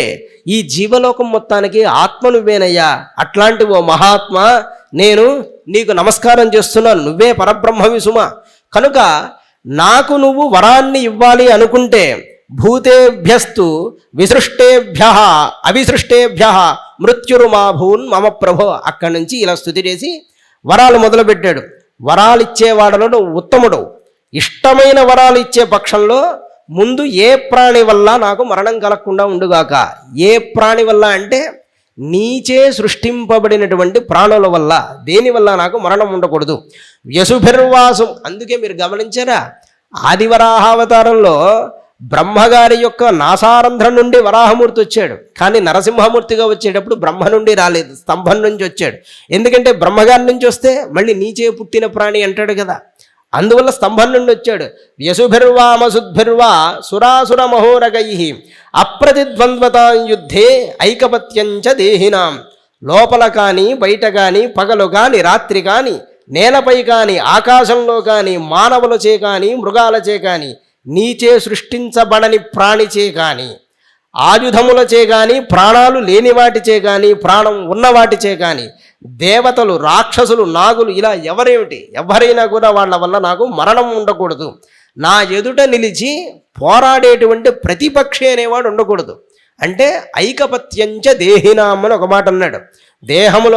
దేహధారులన్నిటి మీద నాకు ఏకఛత్రాధిపత్యం కావాలి, అట్లాంటి ఆధిపత్యం నాకు ఇవ్వన్నాడు. సర్వేషాం లోకపాలానాం మహిమానం యథాత్మనః. ఈ లోకాన్ని పరిపాలించే లోకపాలకులు ఉన్నారే, వాళ్లలో ఏ మహిమ ఉందో అది మొత్తం నాకు కావాలి అన్నాడు. అని చక్కగా ఇలాంటి వరాలన్నీ కూడా కోరాడు. నిజానికి ఈ సందర్భంలో సంస్కృతంలో ఉన్న శ్లోకాల్లో తాత్పర్యం చెప్పుకున్నాం, కానీ పోతన గారు చెప్పేటువంటి పద్యంలో అందం చాలా బాగుంటుంది కదండి. ఇది గాలిన్ కుంభిని అగ్ని నంబువులన్ ఆకాశస్థలిన్ దిక్కులన్ రేలన్ ఘస్రములన్. ఘస్రములు అంటే పగళ్ళు అని అర్థం. రేలన్ ఘస్రములన్ తపఃప్రబల భూరిగ్రాహ రక్షో మృగ వ్యాళాదిత్య నరాది జంతు కలహ వ్యాప్తిన్ సమస్తాస్త్ర శస్త్రాలను మృత్యువు లేని జీవనము లోకాధీశ ఇప్పింపవే. ఇన్ని విధాలుగా ఏ విధంగానూ నాకు చావే ఉండకూడదన్నాడు అని. మరియు రణంబులందు తనకెదురు లేని శౌర్యంబును. యుద్ధానికి వెళితే నా శౌర్యానికి ఎదురుండకూడదు. లోకపాలులను అతిక్రమించు మహిమయును. లోకపాలుల్ని అతిక్రమించే మహిమ నాకు ఉండాలి. భువనత్రయ జయంబును. 3 లోకాలను గెలవగలిగేటువంటి జయాన్ని హిరణ్యకశిపుడు కోరాడు. అలా కోరగానే తన తపస్సుకు సంతోషించి దుర్లభంబులైన వరంబులన్నీయూ ఇచ్చి కరుణించి విరించి ఇట్లనియే అన్ని వరాలు ఇచ్చి చివరికి చక్కటి మాట చెప్తున్నాడు బ్రహ్మగారు. బ్రహ్మగారిని ఎంత స్తుతి చేశాడు. అన్ని ప్రాణుల్లో ఉన్న పరమాత్మ బ్రహ్మగారే అని అన్నాడు. అన్ని వరాలు ఇవ్వగలిగింది బ్రహ్మగారే అని తపస్సు చేశాడు. కానీ బ్రహ్మగారు చెప్పినటువంటి మాట మాత్రం పట్టించుకొని వాడు అయినాడు. ఏమన్నారా ఆయన? అన్నా కశ్యపపుత్ర. అన్న అంటే తెలుగులో పిలిచే సహజమైన ప్రాచీనమైన అన్న అంటే వత్స, బిడ్డ అని అర్థం. తాత అంటే కూడా బిడ్డ అని అర్థం.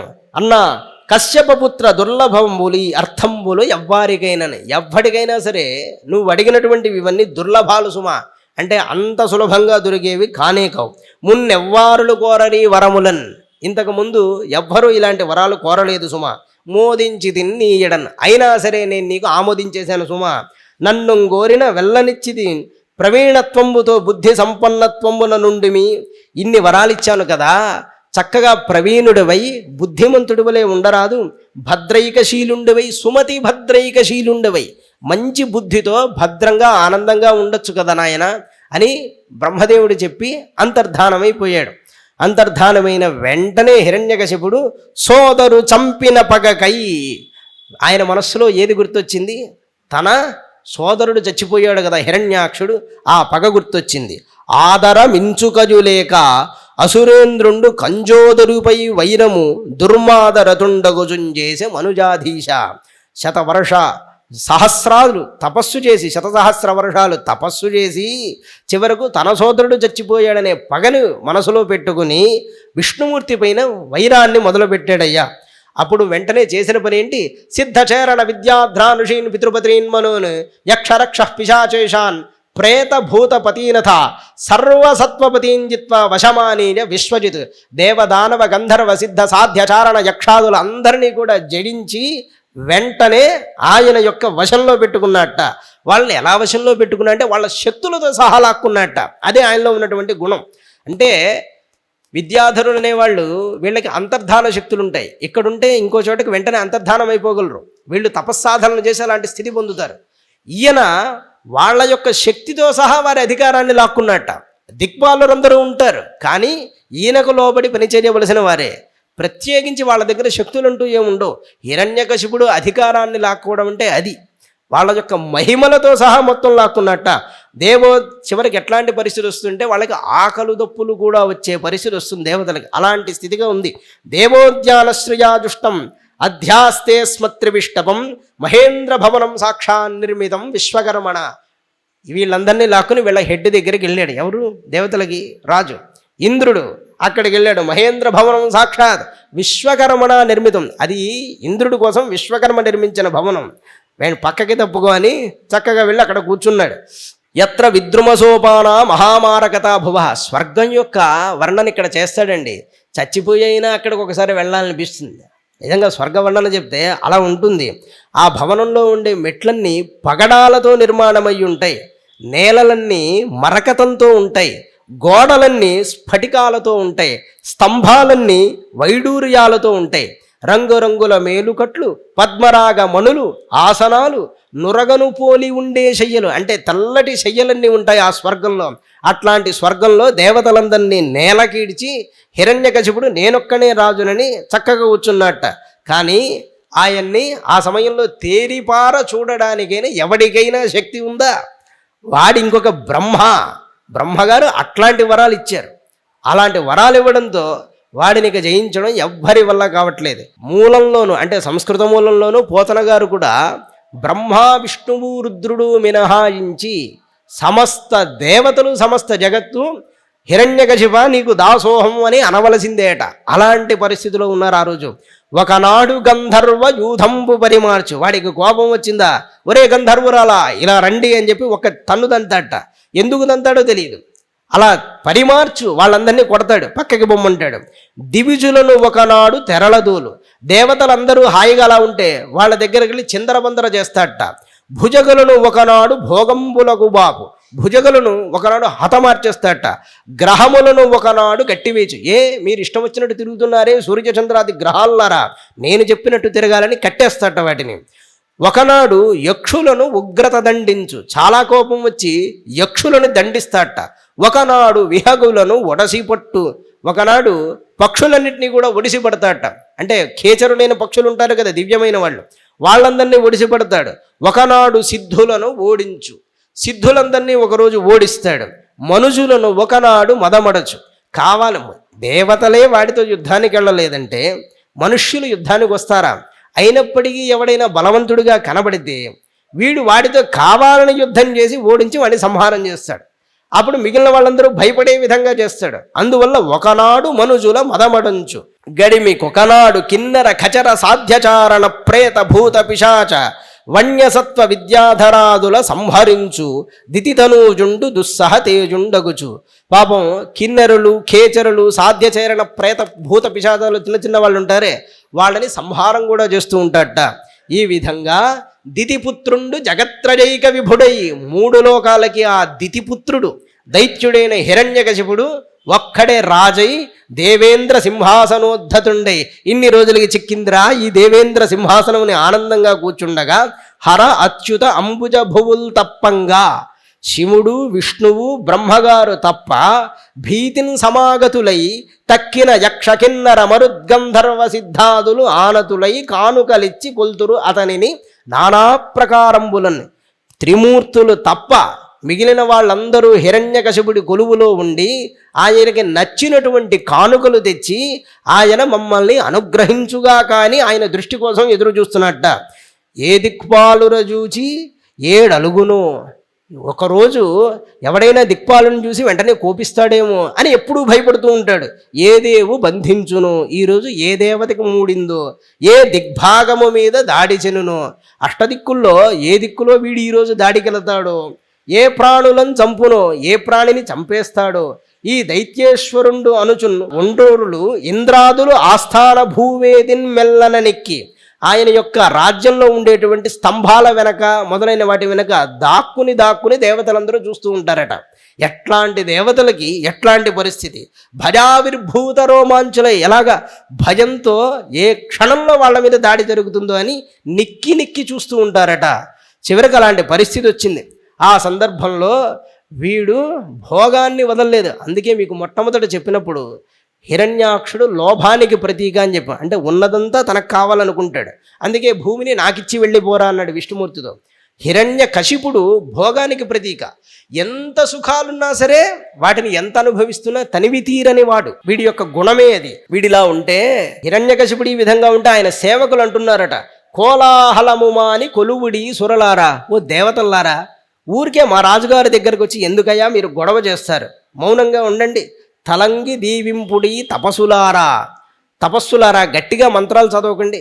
మా రాజుగారికి మంచి జరగాలి నిజమే, కానీ మా రాజుగారికి భంగం కలగకుండా దూరంగా ఉండి మంచిగా దీవించండి. పనులెత్తకుడు నెక్కి పన్నగేంద్రములారా, పాములారా, ఎందుకు ఊరికే పడగెత్తుతారు? అలా పడగెత్తకండి మా రాజుగారి ముందు. ప్రణతులైచనుడి దిక్పాలకులారా చక్కగా చేతులు కట్టుకుని మా రాజుగారి ముందు ఉండండి. సందడి బడకుడి సాధ్యులారా, ఊరికే సందడి చేయకండి అయ్య సాధ్యులారా. ఆడుడే నృత్యంబుల్ అప్సరోజనులారా, అప్సరసలారా చక్కగా ఆడండి. అది సేవకుడి హృదయంలోని భావమై ఉండొచ్చు, హిరణ్యకశిపుడి భావమేమో కాదు ఎవడికి తెలుసు.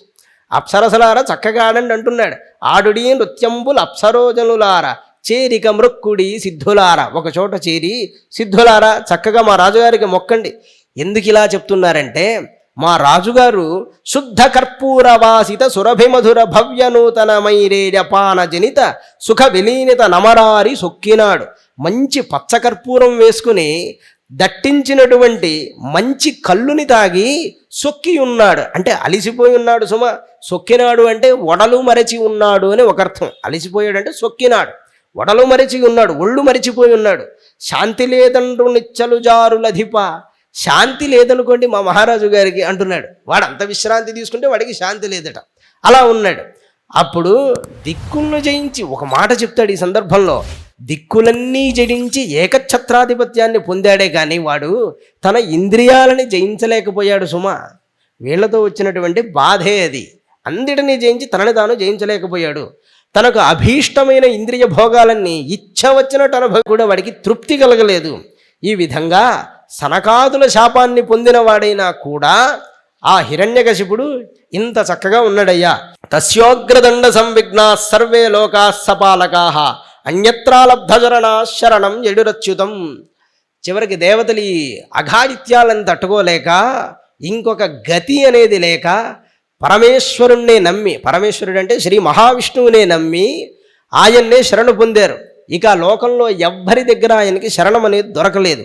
తస్యై నమోస్తు కాష్ఠాడి యత్రాత్మ హరిరీశ్వర యద్గత్వా ననివర్తంతే శాంతా సన్యాసినో మలాహ. యద్గత్వా ననివర్తంతే, ఏ హరిపదాన్ని పొందితే ఎవరు మళ్ళీ తిరిగి రానటువంటి ఆనందాన్ని పొందుతారో, ఎక్కడ శాంతులు సన్యాసులు నిర్మలు అయిన వాళ్ళు ఉంటారో ఆ హరిపదానికి, ఆ హరికి మేము నమస్కారం చేస్తున్నాం సుమా, ఆయన మమ్మల్ని అనుగ్రహించుగాక. హరి యొక్క ధామానికి నమస్కారం అన్నారు.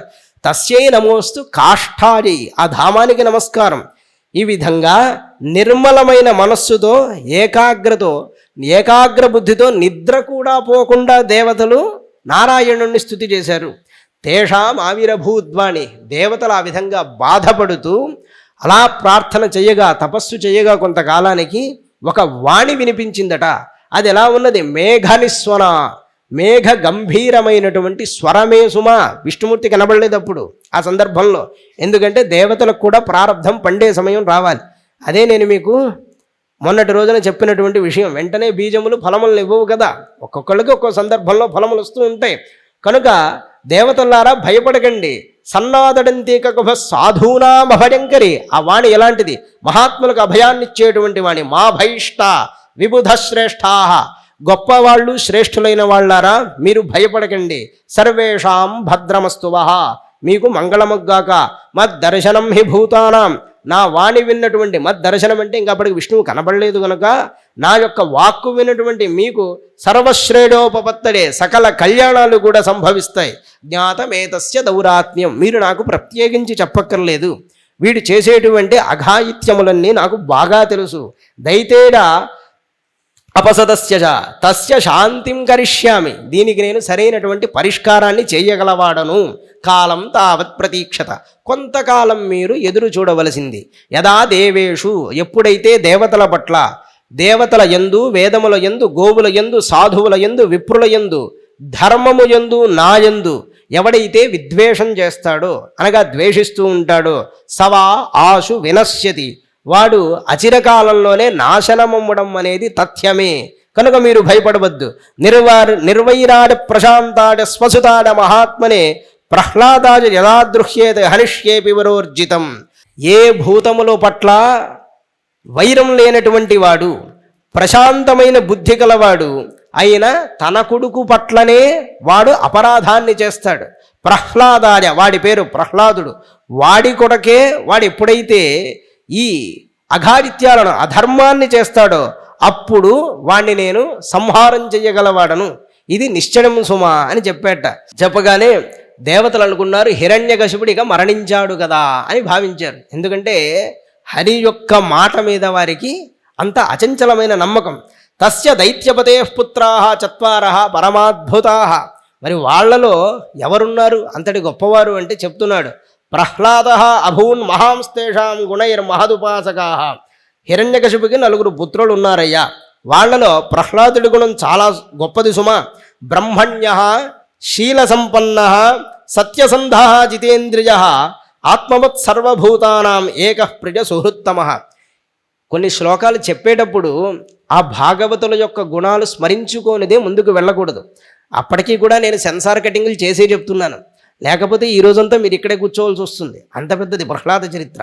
అయినప్పటికీ కూడా కొన్ని ముఖ్యమైన విషయాల్ని ఖచ్చితంగా చెప్పే తీరవలసి ఉన్నది. అందుకే చెప్తున్నాడు బ్రహ్మణ్య, గొప్ప బ్రహ్మజ్ఞాని, శీల సంపన్న, మంచి గుణాలు కలిగిన వాడు, సత్యసంధ, సత్యవంతుడు, జితేంద్రియ, ఇంద్రియములను జయించినవాడు, ఆత్మవత్ సర్వభూతానాం, తన వలనే అన్ని భూతములను చూసేటువంటి వాడు, ప్రియ సుహృత్తమ, అట్లాంటి హితకారి అనేవాడు ఇంకొకడు లేడు సుమా. తమహ అంటే అందరినీ మించిపోయినవాడు అని అర్థం. అందరికీ మేలు చేయడంలో అందరినీ మించిపోయినవాడు, అంత గొప్పవాడు ఆయన. దాసవత్ సన్నతార్యాంఘ్రి, పెద్దవాళ్ళు కనిపిస్తే దాసుడి వలె నమస్కరిస్తాడు. పితృవత్ దీనవత్సల, కష్టాలలో ఉంటే తండ్రిలాగా ఆదుకుంటాడు.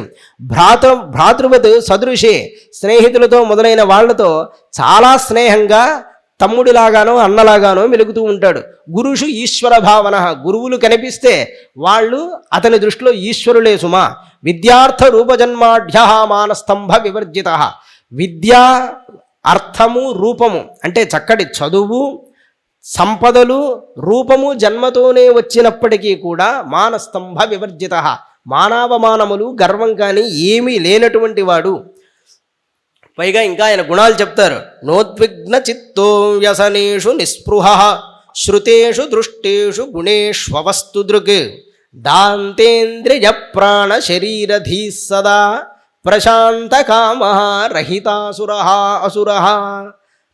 ప్రహ్లాదుడు కష్టాల్లో కూడా హృదయంలో భయాన్ని పొందడు, కలవరపాటును పొందడు. అది జ్ఞానికి ఉండేటువంటి లక్షణం. కోరికలు ఎప్పుడు కూడా ఆయనలో ఉండవు. సర్వకాలాల్లోనూ ఇంద్రియాలు, ప్రాణం, దేహం, బుద్ధి ఇవన్నీ కూడా ఆయనకి ఎప్పుడు వశంలో ఉంటాయి. ఈ కారణం చేత అసుర కులంలో పుట్టినప్పటికీ అసురుడు కానివాడయ్యా ఈ ప్రహ్లాదుడు అని అందరూ అనుకునేవాళ్ళట. అంత గొప్పగా ఉన్నాడు ఈ ప్రహ్లాదుడు. ప్రహ్లాదుడి యందు లెక్కించలేనటువంటి ఎన్నో గొప్పదైన గుణములున్నాయి. ముఖ్యంగా ఉండేది ఏంటి? విష్ణు భక్తి. ఈ విష్ణు భక్తి ఆయనకి ఎలా అబ్బిందో మనం తర్వాత చెప్పుకుంటాం అనుకోండి. కానీ ఆయన స్థితి ఏమిటో చెప్తాడు. శ్రీవల్లభుండు తన్ను చేరిన ఎట్లయినా చెలికాండనెవ్వరించేరమరుచు. ఒక్కొక్కసారి విష్ణుమూర్తి భక్తితో తనను తాను మైమరిచిపోయి, విష్ణువు మీద భక్తితో మర్చిపోయి, విష్ణుమూర్తి తనను చేరినట్లు భావించుకుని చెలికాండనెవ్వరించేరమరుచు. 5 ఏళ్ల పిల్లవాడు పిల్లలతో ఆడుకుంటూ ఉంటాడు. ఆ కాలంలో అసలు ఆటలే మరిచిపోయి విష్ణుమూర్తిలోనే మనస్సు ఉంచేవాడు. ఆ ఆనందం ఎలా ఉంటుంది అంటే ప్రహ్లాదుడికి తెలుస్తుంది, మనకెలా తెలుస్తుంది? ఒక దోమ కుట్టినప్పుడు నొప్పి ఎలా ఉంది అంటే అడిగితే నేనేం చెప్తాను, అది కుట్టినవాడికి తెలుస్తుంది. తాడేపల్లి రాఘవనారాయణ శాస్త్రి గారు ఈ లోకంలో విపరీతంగా దొంగతనాలు, అనాచారం ఇవన్నీ పెరిగిపోయాయండి అని ఆయన చాలా బాధపడ్డారు. ఆయన చాలా మహానుభావుడు, అందరికీ తెలిసిన వారే కదండి. రాఘవనారాయణ శాస్త్రి అంటే ఎవరికి తెలియదు. అంతో ఇంతో ప్రవచనాలు వినే అలవాటు ఉన్న వాళ్ళకి అందరికీ ఆయన పరిచయమే. ఆయన ఒకానొక సందర్భంలో ప్రాయశ్చిత్తం చేసుకుని శరీరాన్ని విడిచిపెట్టాలనుకున్నారు. అంటే ప్రాయోపవేశం, ఏమీ తినకుండా తాకుండా శరీరాన్ని విడిచిపెట్టడం. అందుకు ఉద్యుక్తులయ్యి తన శరీరాన్ని విడిచిపెట్టాలనుకుంటే అప్పుడు పరమాచార్య స్వామి వారు ఆయన్ని ఆ ప్రయత్నం నుండి విరమింపజేశారు. అంటే అలా శరీరాన్ని విడిచిపెట్టనవసరం లేదు నాయన, ప్రాయశ్చిత్తాలు చేసుకోవడానికి చాలా ఉన్నాయి, ప్రాయశ్చిత్తాలు అవన్నీ చేసుకోవచ్చు అన్నారు.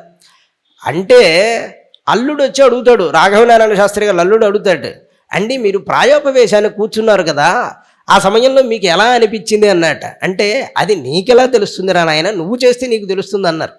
అంతే, కొన్ని విషయాలు భక్తిలో ఎంత ఆనందం ఉన్నది, భగవంతుడికి భక్తుడికి ఎలాంటి సంబంధం ఉంటుంది, ఆ రసజ్ఞత అనేది ఎలా ఉంటుందనేది భక్తుడైన వాడికి తెలుస్తుంది. వేషాలు వేసుకుని వేషాలు కట్టేవాడికి అది అర్థం కాదు, లేదా కేవలం మనం అలా విని వదిలేసినా మనకి అది అర్థం కాదు. అది ఒక శుద్ధ సాత్వికమైన అవస్థ.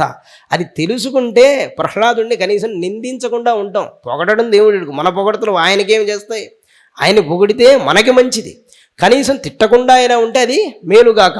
శ్రీవల్లభుండు తన్ను చేరిన ఎట్లెనన్ చెలికాండనెవ్వరించేరమరచు అసురారి తన మ్రోల నాడిన ఎట్లైన అసురారి. రాక్షసులకు విద్వేషి విష్ణువు, కానీ రాక్షస బాలుడే ఆయన్ని స్మరణం చేస్తుంటాడు. అసురారి తన మ్రోల నాడిన ఎట్లైన. నారాయణుడు తన వలే చిన్నపిల్లవాడిగా తన దగ్గర ఆడినట్లు అనిపిస్తే అసుర బాలురతోడ నాడమరచు, వాళ్ళ దగ్గరికి వెళ్ళి ఆడుకోవడాన్ని మర్చిపోతాడు. భక్తవత్సలుడు సంభాషించినట్లయిన, భక్తవత్సలుడైన నారాయణుడు సంభాషించినట్లుగా అనిపించింది అనుకోండి. పరభాషల కుమారు పలుకమరుచు. ఎవరైనా వచ్చి ప్రహ్లాద రా ఆడుకుందామంటే తిరిగి బదులు చెప్పడం మర్చిపోయేవాడు. సురవంద్యుదనలోన చూచిన ఎట్లయిన, దేవతలందరూ మ్రొక్కే విష్ణువుని ధ్యానంలో తన హృదయంలో చూశాడనుకోండి, సమస్తంబు చూడమరచు. సురవంద్యుతనలోన చూచిన ఎట్లయినంజొక్కి సమస్తంబున్ చూడమరచు. హరిపదాంభోజయుగ చింతనామృతమున నంతరంగంబు నిండినట్లయిన అతండు నిత్య పరిపూర్ణుండగుచున్ అనియును మరచి జడతలేకయునుండును జడుని భంగి. జడతలేకయునుండును జడుని భంగి. తెలివైన వాడు అమాయకుల్లా ఎట్లా నటిస్తాడో అలాగే తన యందు జడత్వం అంటే పిచ్చితనం లేకపోయినా లోకానికి పిచ్చివాడి వలె కనబడుతూ ఉండేవాడు. ఎందువల్లంటే విష్ణు భక్తి అధికమవడం చేత. ఇంకా ఆయనలో చాలా గుణాలున్నాయి. పానీయంబులు ద్రావుచున్ కుడుచుచున్ భాషించుచున్ హాస లీలా నిద్రాదులు చేడుచున్ తిరుగుచున్ లక్షించుచున్ సంతత శ్రీ నారాయణ పాదపద్మయుగళీ చింతామృతాస్వాద సంధానుండై మరచన్ సురారిసుతుండు ఏతద్ విశ్వమున్ భూవరా. సురారిసుతుండు ఏతద్ విశ్వమున్ భూవరా మరచన్. సురారిసుతుడంటే హిరణ్యకశిపుడు. సురుడు అరి అంటే శత్రువుని అర్థం. సురారి అంటే దేవతలకు శత్రువుని అర్థం. దేవతలకు శత్రువైన హిరణ్యకశిపుడి యొక్క కొడుకు ఈ విశ్వమునంతా మర్చిపోయాట. ఎందుకంటే హరిభక్తుడు ఉండటం చేత. పానీయాలు త్రాగుతున్నా, ఎవరితో అయినా మాట్లాడుతున్నా, నవ్వుతున్నా, నిద్రపోతున్నా, తిరుగుతున్నా, లక్షించుచున్ అనగా హరినే ధ్యానించుచు, చూస్తున్నా, లక్షించుచున్, చూస్తున్నప్పటికీ కూడా ఎప్పుడు అనవరతం నారాయణుడినే స్మరిస్తున్నాడు. ఆ సందర్భంలో ఆయన యొక్క గొప్ప స్థితిని వర్ణిస్తున్నారు. ఎందుకంటే ఈ అవస్థ అనేది అంత సులభంగా ఎవరికీ రాదు. మీరు ఈ కాలంలో చూడాలంటే ఏ కొద్ది మందిలోనో ఉంటుంది. రామకృష్ణ పరమహంస గారిలో ఇలాంటి స్థితిని మనం చూడొచ్చు. అంతటి మహాభక్తులు వారు పరమహంస, ఆయనలో ఇలాంటి స్థితి మనకి కలియుగంలో చూడవచ్చు. ఇంకా ఉండొచ్చుగాక మహాత్ములు. నాకు తెలిసిన వారి పేరు నేను చెప్పాను. వైకుంఠ చింత వివర్జిత చేష్టుండై ఒక్కండు నేడుచున్ ఒక్కచోట. ఆహా, ఎప్పుడు నేను వైకుంఠానికి వెళతానో కదా, ఏ ప్రారబ్ధవశాను ఈ భూమి మీద ఉన్నానని ఒకసారి ఏడుస్తూ ఉంటాడట. అశ్రాంత హరిభావనారూఢ చిత్తుడై ఉద్ధతుండు పాడు నొక్కచోట. హరి ఉండగా నాకేమి భయమయ్యా, ఏమీ భయం లేదని గంతులేస్తూ పాడతాట ఒకచోట. విష్ణుండింతిరగాని వేరుండు లేదని ఒత్తిలి నగుచుండు నొక్కచోట. అంతటా విష్ణువునే దర్శిస్తూ విష్ణువంటే ఈయనేగా కొత్తగా ఎక్కడున్నాడని ఆయనలో ఆయన అనుకుంటూ నవ్వుకుంటూ ఉంటాడట. నలినాక్షుండను నిధానము గంటి నేనని ఉబ్బి గంతులు వేయించి నొక్కచోట. ఓహో, విష్ణుమూర్తిని నేను ఈరోజు చూశానని నవ్వుకుంటూ గంతులు వేస్తూ ఉంటాడు ఒకచోట. పలుకునొక్కచోట పరమేశు కేశవును ప్రణజ హర్షజనిత బాష్పసలిల మిళిత పులకుడై నిమీలిత నేత్రుడై ఒక్కచోట నిలచి ఊరకుండు. ఒకచోట పరమేశ, కేశవ, నారాయణ అని పలుకుతూ ఆనందాశ్రువులు రాలుస్తూ అలా ఉండిపోతాడట. ఇంకొక చోట ఎవరైనా పిలిచినా అలా నిలిచి ఊరకే ఉంటాడట. ఇంకా ఇట్లు పూర్వజన్మ పరమ భాగవత సంసర్గ సమాగతం పైన ముకుంద చరణారవింద సేవాతిరేకంబున అకర్మ నిర్వాణ భావంబు విస్తరించుచున్ అప్పటప్పటికి దుర్జన సంసర్గ నిమిత్తంబునన్ తన చిత్తం వన్యాడత్తంబుగా నీక నిజాడత్తంబు సేడుచున్ అప్రమత్తుండును సంసార నివృత్తుండును బుధజన విధేయుండును మహాభాగధేయుండును సుగుణమణిగణ గరిష్ఠుండును పరమభాగవత శ్రేష్ఠుండును కర్మబంధ లతాలవిత్రుండును పవిత్రుండునైన పుత్రుని యందు విరోధించి సుర విరోధి అనుకంపలేక చంపమంపెనని పలికిన నారదునకు ధర్మజుండి ఇట్లనిది. నారదుడు ప్రహ్లాదుడి ఈ గుణాలన్నీ చెప్పాడు. ఈయన పరమభాగవతోత్తముడు, పూర్వజన్మ భాగ్యం చేత ఇట్లా వచ్చాడు. అలాగే సంసారం అనేటువంటి తీగ పట్ల గొడ్డలి పెట్టైనటువంటి వాడు, బుధజన విధేయుడు అనగా గొప్ప వాళ్ళందరికి కూడా విధేయుడైనటువంటి వాడు. ఇట్లాంటి వాడిని ఎందుకు చంపాలనుకుంటున్నాడు అని అనేక విధాలుగా ధర్మరాజు నారదుడిని ప్రశ్న చేశాడట. తెలుగులో ఇక్కడ చాలా పద్యం బాగుంటుందండి. ఎందుకంటే నేను మీతో మొన్న అన్నాను, సంస్కృతంలో 10-12 శ్లోకాల్లో ఉండేది అట్టే ఒక పద్యంలో పోతన గారు చెప్పేస్తుంటారు. పుత్రులు నేర్చిన నేరకున్న జనకులు పోషింతురెల్లప్పుడు. నారద మహాముని, పుత్రులు అనేవాళ్ళు ఏదైనా ఒక విషయం నేర్చుకున్నా నేరవకపోయినా తల్లిదండ్రులైన వాళ్ళు వాడిని ఎప్పుడు పోషిస్తూ ఉంటారు కదా.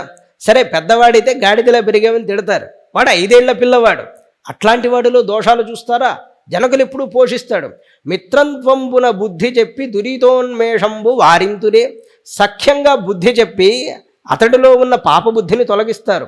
శత్రుత్వంబున్ తలంపరెట్టియడ. శత్రుత్వాన్ని అలాంటి పుత్రుడి మీద ఎవరు పెట్టుకోరు కదా. అలా సౌజన్య రత్నాకరం పుత్రున్ లోక పవిత్రున్. సుగుణాలకు సముద్రం లాంటి వాడు ఆ ప్రహ్లాదుడనేవాడు. పైగా లోకాన్నే పవిత్రం చేసేటువంటి వాడు తండ్రి నెగులున్ పొందింప నెట్లోర్చను అనగా అలాంటి వాడికి ఈయన హాని చెయ్యాలి అని ఎలా తలపెట్టాడో కదా అన్నాడు. సదా సముద్విగ్నధిడామసద్గ్రహాత్ హిత్వాత్మపాతం గృహమంధగూపం వనంగతోడద్ధరిమాశ్రయేత. ఈ విధంగా ధర్మరాజు అన్నాడు కదా, ఇట్లాంటి సద్గుణాలకి సముద్రమైన ప్రహ్లాదుణ్ణి హింసించాలని ఏ తల్లిదండ్రులకైనా అనిపిస్తుందా? అలాంటి వాడిని ఎందువల్ల హింసించాలి అని అనుకున్నాడు హిరణ్యకశిపుడు. కాస్త నాకు ఆ విషయం చెప్తావా అన్నాడు. నిజానికి ఈ సందర్భంలోనే ప్రహ్లాదుడి యొక్క గుణములు మనకే అర్థమవుతాయి. ఎప్పుడు చూసినా విష్ణుమూర్తినే కదా స్మరణం చేస్తున్నాడు. ఆ ఒక్క కారణం చాలు హిరణ్యకశిపుడు దండించడానికి. అయితే ధర్మరాజు భావం ఏమిటి అంటే, ఎంతటి పిచ్చివాడైనప్పటికీ కూడా అని అర్థం. అంటే వాడికి తెలియక ఏదో చేస్తే అంత మాత్రానే కొడుకుని చంపేయాలా అని ధర్మరాజు ఉద్దేశం. నారదుడు చెప్తున్నాడు, నాయన నువ్వు రాక్షసుడిలో దయని కోరుకుంటున్నావు. ముందు ఆ విషయం గుర్తుపెట్టుకో. దయ అనేది ధర్మాత్ముడమైన నీకుంటుంది, రాక్షసుడికి ఉండాలనేటువంటి నియమం ఉన్నదా? ముందు వాడు రాక్షసుడు, అది తెలియాలి అంటే వాళ్ళ యొక్క నడవడిక అంతా కూడా ముందు నీకు తెలియాలి అని ప్రహ్లాదుడి చరిత్రని 9 విధాల భక్తి గురించి ప్రహ్లాదుడు చెప్తున్న విషయాలని చెప్తాడు. నారదుడు అంటున్నాడు, పౌరోహిత్యాద భగవాను మృత కావ్య కిలాసురై. నాయనా, రాక్షసులకి శుక్రాచార్యులు పురోహితులు అన్నటువంటి విషయం తెలుసు కదా అందరికీ. షండామర్కౌ సుతోతస్య దైత్యరాజ గృహాంతికే. ఆ శుక్రాచార్యులు గారు తపస్సుకు వెళ్ళిపోయారట. ఎప్పుడు చాలా కాలంగా తపస్సులో ఉన్నారు శుక్రాచార్యులు గారు. ఈ షండు అమర్కుడు అనేటువంటి పుత్రులు 2 ఉన్నారు. వాళ్ళు రాక్షసరాజైన హిరణ్యకశిపుడికి ఇంటి సమీపంలోనే నివాసం చేస్తూ ఉంటారు. తౌ రాజ్ఞాప్రాపితం బాలం ప్రహ్లాదం నజకోవిదం పాఠడామాసతు పాఠ్యాన్ అన్యాంశ అసుర బాలగాన్. హిరణ్యకశిపు మహారాజు అందరితో పాటు 4 మంచి విషయాలు నేర్చుకుంటాడు కదా. రాక్షసులకు పనికొచ్చే విషయాలు నేర్చుకుంటాడు. దేవతల్ని ఎలా ఇబ్బంది పెట్టాలి, స్త్రీలను ఎలా చెరచాలి, గంధర్వులను ఎలా పాడు చేయాలనే మంచి మంచి విషయాలంతా మన పురోహితుల వారు నేర్పిస్తారు కదా అని చక్కగా బుద్ధిమంతుణ్ణి చేస్తారని ఆయన కొడుకుని తీసుకెళ్ళి శుక్రాచార్యుల వారి ఆశ్రమంలో విడిచిపెట్టాడు. ప్రహ్లాదుడు నయకోవిదం, తత్వజ్ఞానమునందు పండితుడే, కానీ ఇట్లాంటి తత్వం తెలిసినటువంటి వాడు కాదు. పాఠజామాసతు పాఠ్యాన్ అన్యాంశ అసురబాలకాన్. వాళ్ళు అనేకమైన పాఠాలు చదివించారు. రాక్షసులే గొప్పవాళ్ళు, దేవతలు చెడ్డవాళ్ళు, ఎప్పుడు వాళ్ళ పక్షాలను ఉండకూడదు, విష్ణువు మహాద్వేషి మనందరికీ అని చెప్పడం మొదలుపెట్టాడు. యత్తత్ర గురుణా ప్రోక్తం శుశ్రువే అనుపపాఠచ నసాధు మనసామేనే. నసాధు మనసామేనే అంటే ఆయన అంతా విన్నాడు. నావాడు పరాయివాడు అనే భేదాన్నే ఎక్కువ చూపించే పాఠాలు వీళ్ళు చెప్తున్నారు కనుక దీని యందు నా మనసు నిలబడడం లేదు కదా అనుకున్నాడు. స్వపరాసద్గ్రహాశ్రయాన్ అనగా తనవారు వేరే వాళ్ళనే భేదం తప్ప ఈ బోధల్లో సారం లేదు.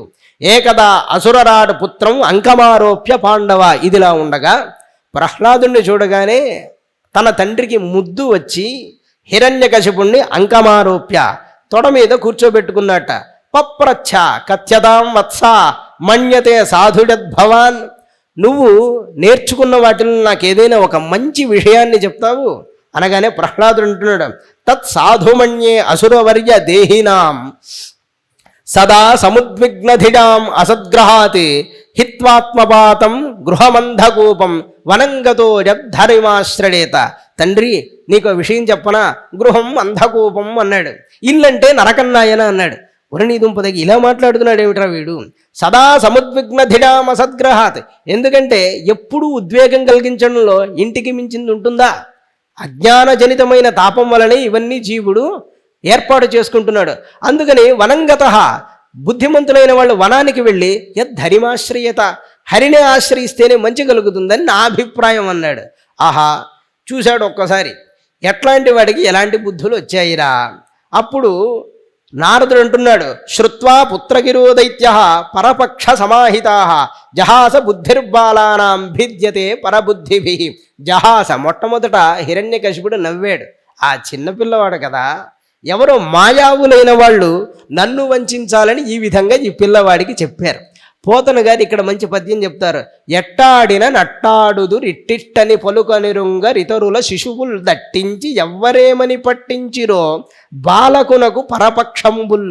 పద్యం వినగానే మీకు అర్థమైపోతుంది సారం. పిల్లలు ఎలా అంటే అలా మాట్లాడతారు, వాళ్ళకి ఏమైనా తెలుస్తుందా? అందుకని శత్రువుల పిల్లలు ఎవరో ఇదంతా పూని చేశారు సుమా. నాకు చూడగా చోద్యమయ్యడి కదా. అయ్యో, నాకు చూస్తే చాలా చిత్రంగా ఉంది కదా నా తండ్రి, ఓ నా ప్రహ్లాద, ఈ బుద్ధిదా నీకు లోపల దోచును. ఈ బుద్ధి నీకు నిజంగా లోపల ఉందంటావా? పరులు దుర్నీతులు పట్టించిరో, దుర్నీతితో పక్కవాళ్ళు నీకేమైనా పట్టించారేమో.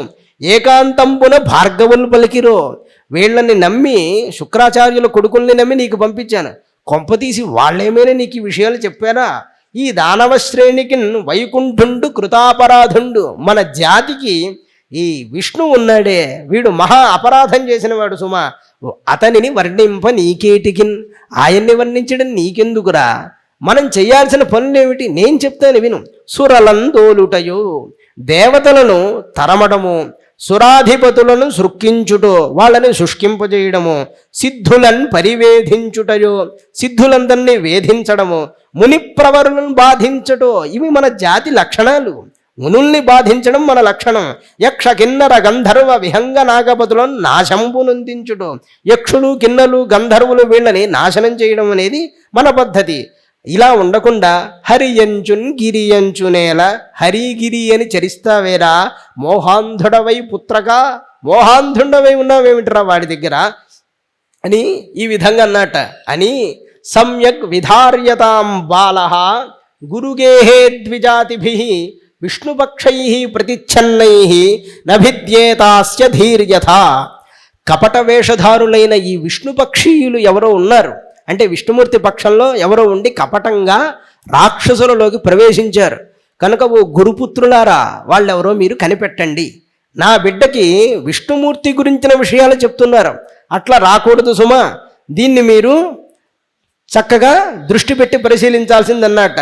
అనగానే గృహమానీత మాహూయ ప్రహ్లాదం దైత్యరాజకాహ అంటే దైత్యుడి దగ్గర పురోహితులైనటువంటి వీళ్ళు ప్రహ్లాదుణ్ణి ఇంటికి తీసుకొచ్చారట. తీసుకొచ్చి ప్రశస్య లక్షణాబాచ సమపృచ్ఛంత సానుభి మంచి మధురమైన స్వరంతో అన్నారు, నాయన ప్రహ్లాద భద్రంతే సత్యం కథడ, నువ్వు నిజమే చెప్పు, కథడ మామృష అబద్ధం చెప్పకు సుమ, బాలానతికుతస్తుభ్యం ఏష బుద్ధి విపర్యడ. పిల్లలకి ఎవ్వరికీ లేని ఈ చెడ్డలవాడు నీకెక్కడి నుంచి వచ్చింది అన్నారు. వాళ్ళ దృష్టిలో అది చెడ్డలవాడు, హరిణి గురించి చెప్పడం. నీకు ఈ చెడు బుద్ధి ఎవరైనా శత్రువులు చెప్పారా, లేక నీ అంతట నీకే కలిగిందా? మీ వంశీయులకు ఆనందం అంతా కూడా నీ అధీనంలో ఉన్నది సుమా, నువ్వు ఎలా ఉంటే మీ నాన్నగారు ఆనందిస్తారు, నువ్వు అట్లా ఉండాలి, అంతే తప్ప ఇలా ఉండొచ్చా? చెప్పు, నీకు ఈ విషయాలన్నీ ఎవరు చెప్పారు అంటే ప్రహ్లాదుడు అంటున్నాడు, గురువుగారు వాస్తవానికి ఒకడు చెప్తే వచ్చేటువంటిదా ఈ బుద్ధి అనేది, ఎంత చెప్పినా ఒకడు చెబితే రాదండి. పరాయివాడు తనవాడు అనే భేదం మాట చేత కనబడుతోంది సుమా, అట్టి మాయాధీశుడైన భగవానుడైన విష్ణువుకి నమస్కారం అన్నట్ట. మళ్ళీ ఒరిని దుంపదగ ఇలా ఉన్నాడేంట్రా అనుకున్నాడు. ఇనుము అజస్కాంత సన్నిధి నెట్లు భ్రాంతమగు హృషికేశు సన్నిధి. గురువుగారు ఇనుముని అజస్కాంతం దగ్గర మీరు పెడితే అజస్కాంతానికి ఇనుము అతుక్కుంటుంది కదా, అట్లా విష్ణుమూర్తి సన్నిధానానికి నా మనస్సు ఊరికే వెళ్ళిపోతుంది, నన్ను ఏం చేయమంటారు? అది నా తప్పు కాదు సుమా. మందార మకరంద మాధుర్యమునుదేరు మధుబంబుబోవునే మదనములకు నిర్మల మందాకిని వీచికల దూగు రాజంచనుని తరంగిణులకు లలిత రసాల పల్లవ ఖాదిడి చెక్కు కోయిల చేరునే కుటజములకు పూర్ణేందు చంద్రికా స్ఫురిత చకోరక మరుగునే సాంద్రనీహారములకు అంబుజోదర దివ్య పాదారవింద చింతనామృతపాన విశేష మత్త చిత్తం ఏ రీతి నితరంబున చేర్చనీదు వినుత గుణశీల మాటలు వేయినేలా అంటాడు. అంటే చక్కగా మందారాల మీద తేనె తీసుకునేటువంటి తుమ్మెదకు సారం లేని మంగ చెట్ల మీదకి పోవడానికి మనసు అనేది కలుగుతుందా? రాజంచకు అల్పమైనటువంటి నదుల్లోకి వెళ్ళడానికి సాధ్యపడుతుందా? అట్లాగే మామిడి లేత చిగురును తినేటువంటి కోకిలకి సారం లేనటువంటి వాటిని తినడానికి ఇష్టపడుతుందా అంటూ ఇలా వివిధమైనటువంటి ఉపమానాలతో నా మనస్సు విష్ణుమూర్తిని చూడడానికి ఇష్టపడింది, ఈనాడు సారం లేనటువంటి విషయాలను చూడడానికి ఇష్టపడుతుందా అని చెప్పగానే చాలా కోపపడి అంటున్నట్ట, అరే ఎవరు చెప్పారో, మొత్తానికి వీడికి దండం తీసుకుంటాంట్రా, వీడిని దండించాలి అనుకుంటున్నట్ట. భగవానుడు ఆత్మస్వరూపుడై ఉన్నాడు, అయినప్పటికీ మీరు అది గుర్తించడం లేదనగానే ఆ గురుపుత్రులు అంటున్నారు, ఆనీడతాం అరే వేత్రం. వేత్రం అంటే కర్ర, దండమని. కర్ర తీసుకురావలసింది. పిల్లల్లారా, వీడు అస్మాకం అయశస్కర, మనందరికీ కీర్తిని తెచ్చేవాడు కాదు సుమా, అకీర్తిని తెచ్చేటువంటి వాడు. కులాంగారస్య దుర్బుద్ధే, కులమునకు నిప్పు లాంటి వాడు సుమా ఈ ప్రహ్లాదుడు అని కనిపెట్టారు వాళ్ళు. కులాంగారస్య దుర్బుద్ధే చతుర్థోస్యాదితో దమః, వీడికి నాలుగవదైన ఉపాయమే సరైనది అన్నారు. నాలుగవదైన ఉపాయం అంటే సామదాన భేద దండోపాయాలు కదా, దండోపాయమే వీడికి సరైనటువంటిది సుమా. అలా కుడితేనే వీడు మారతాడు. దైతేడ చందనమనే జాతోజం కంటకద్రుమ, చాలా సుగంధభరితమైన దైత్యుల చందనవనంలో వీడొక ముళ్ళ చెట్టులాగా పుట్టాడురా, వీడిని నాశనం చేసేయాలి. ఎన్ మూలోన్మూల పరశోహో విష్ణోర్నాలాడితోర్భగ, విష్ణువు మన రాక్షసులదనే చందనం చెట్లని కొట్టే గొడ్డలి అయితే దానికి పిడిగా ఉండేవాడు ఈ ప్రహ్లాదుడే అన్నాడు. ఎంత ఖచ్చితంగా చెప్పాడు. వాళ్ళ యొక్క అంచనాలు అలా ఉంటాయి. కానీ ఏం చేయగలరు? నేను మీకు మొదట్లో అన్నానే, మనిషి సర్వజ్ఞుడు కావచ్చు కానీ జీవుడు సర్వాధికారి కాలేడు. అన్నీ తెలుసుకోవచ్చు కానీ దేన్ని మార్చలేడు. అదే జీవుడికి ఉన్నటువంటి కర్మ. ఇతితం వివిధోపాడై భీషణం స్తర్జనాదిభి ప్రహ్లాదం గ్రాహడామాస త్రివర్గస్య ఉపపాదనం. ఈ విధంగా ప్రహ్లాదుణ్ణి బెదిరించి కొట్టి వివిధమైన ఉపాయాలతో ధర్మార్థాలని అనగా 3 పురుషార్థాలని, ధర్మ అర్థకామాలనే 3టిని కూడా చక్కగా బోధించారట. ఈ రాజకుమారుడు ప్రహ్లాదుడు అన్నీ నేర్చుకున్నాడు. ఇక మళ్ళీ హిరణ్యకశిపుడి దగ్గరికి వెళ్ళాల్సినటువంటి పరిస్థితి వచ్చింది. అప్పుడు ఈ గురుపుత్రులు ఏం చేశారు? నేరుగా హిరణ్యకశిపుడి దగ్గర తీసుకెళ్తే గొడవ అవుతుందని తన తల్లి దగ్గరికి తీసుకెళ్లారు. ఈమె పేరు లీలావతి అని మనం వింటూ ఉంటాం, కానీ ఈమె అసలు పేరు కయాధు. లీలావతి అనేది మనకి తెలుగు భాగవతంలో అక్కడక్కడ కొంతమంది కల్పించినాయి. కయాధు అని యస్య కాడాధవస్తే అంటాడు పద్మపురాణంలో. కయాధు అనేది హిరణ్యకశిపుడి యొక్క భార్య పేరు. కనుక ప్రహ్లాదుడిని ముందు తల్లి దగ్గరికి తీసుకెళ్ళాట. అమ్మ, మీ బిడ్డను ఒకసారి సంస్కరించి పంపించండి అన్నారు. ఆమె సంస్కరించడం అంటే, తల్లి దృష్టిలో సంస్కరించడం అంటే ఏంటి? ఒళ్ళంతా దుమ్ము పట్టింది కదా, స్నానం చేయిస్తే సరిపోతుంది అనుకుంది. చక్కగా స్నానం చేయించి భూషణాలన్నీ అలంకరింపజేసి అప్పుడు ఆ పురోహితులు వాళ్ళకి అప్పచెప్తే హిరణ్యకశిపుడికి చూపించాట. వాళ్ళు చూపించగానే పాదజో పతితంబాలం ప్రతినంద్యాశిషాసుర, మర్యాదగా ఉంటున్నాడు తండ్రి దగ్గర. వెళ్ళి చక్కగా పాదాల మీద పడి దండం పెట్టాడు, తండ్రి దగ్గర ఆశీర్వచనం తీసుకోవాలని. పరిష్వద్య చిరందోర్భ్యం, ఆహా ఎంత మర్యాదగా ఉన్నాడు వీడు. అయితే ఈసారి గట్టిగా చదువుకున్నాడు అనమాట. ముందు ఉన్న దోషాలన్నీ వీళ్ళలో పోయాయి అని బాహువులతో చక్కగా ఆఘ్రాణించి ఆరోప్యాంకమవఘ్రాయ మళ్ళీ ఒడిలో కూర్చోబెట్టుకుని కన్నుల వెంబట పుత్రోత్సాహం వల్ల ఆనందాశ్రువులు రాస్తున్నాడు. ఆ విధంగా ఉన్నప్పుడు హిరణ్యకశిపుడు అడుగుతున్నాడు, నాయనా నువ్వు బాగా చదువుకున్నావు కదా, ఇప్పుడు ఏదైనా మళ్ళీ ఒక మంచి విషయాన్ని చెప్పు అన్నట్ట. చదివించిరి నన్ను గురువులు చదువులలో మర్మమెల్ల చదివిది. దాని అర్థం చదువులలో మర్మమెల్ల చదివిది. చదువులలో మర్మం అంటే అలా కాదు, చదువులలో సారం ఏమిటి అంటే చదువులలో మర్మమెల్ల అని చదివితే, అయితే ఒకటి చెప్పరా నాయన అన్నట్ట. అంటే వెంటనే ప్రహ్లాదుడు పాడిన పాట పాడాడు. శ్రవణం కీర్తనం విష్ణు స్మరణం పాదసేవనం అర్చనం వందనం దాస్యం సఖ్యం ఆత్మనివేదనం ఇది పుంసార్పిత విష్ణు భక్తిశ్చేన్నవలక్షణ క్రియతే భగవత్యద్ధా తన్మణ్యేధీతముత్తమం. తండ్రి, భక్తి అనేది 9 విధాలుగా ఉంటుందని చెప్పాడు. ఒరే పిచ్చోడాని, అది 10వ భక్తి అంటున్నాడు వాడు. ఈయనకైతే అర్థం కావట్లేదు. దీనికి 9 రకాల భక్తులే తెలుసు. అనేది వైరభక్తి. 9 ఏమిటి? లీలను వినడం, హరిని గురించి కీర్తించడం, స్మరించడం, ఆయన పాదాలు సేవించడం, పూజించడం, నమస్కరించడం, ఆయనకు నేను దాసుణ్ణి అనే భావంతో ఉండడం, మైత్రి, అలాగే తనని తాను సమర్పణం చేసుకోవడం. ఇవన్నీ కూడా 9 విధాలుగా ఉన్నాయి తండ్రి.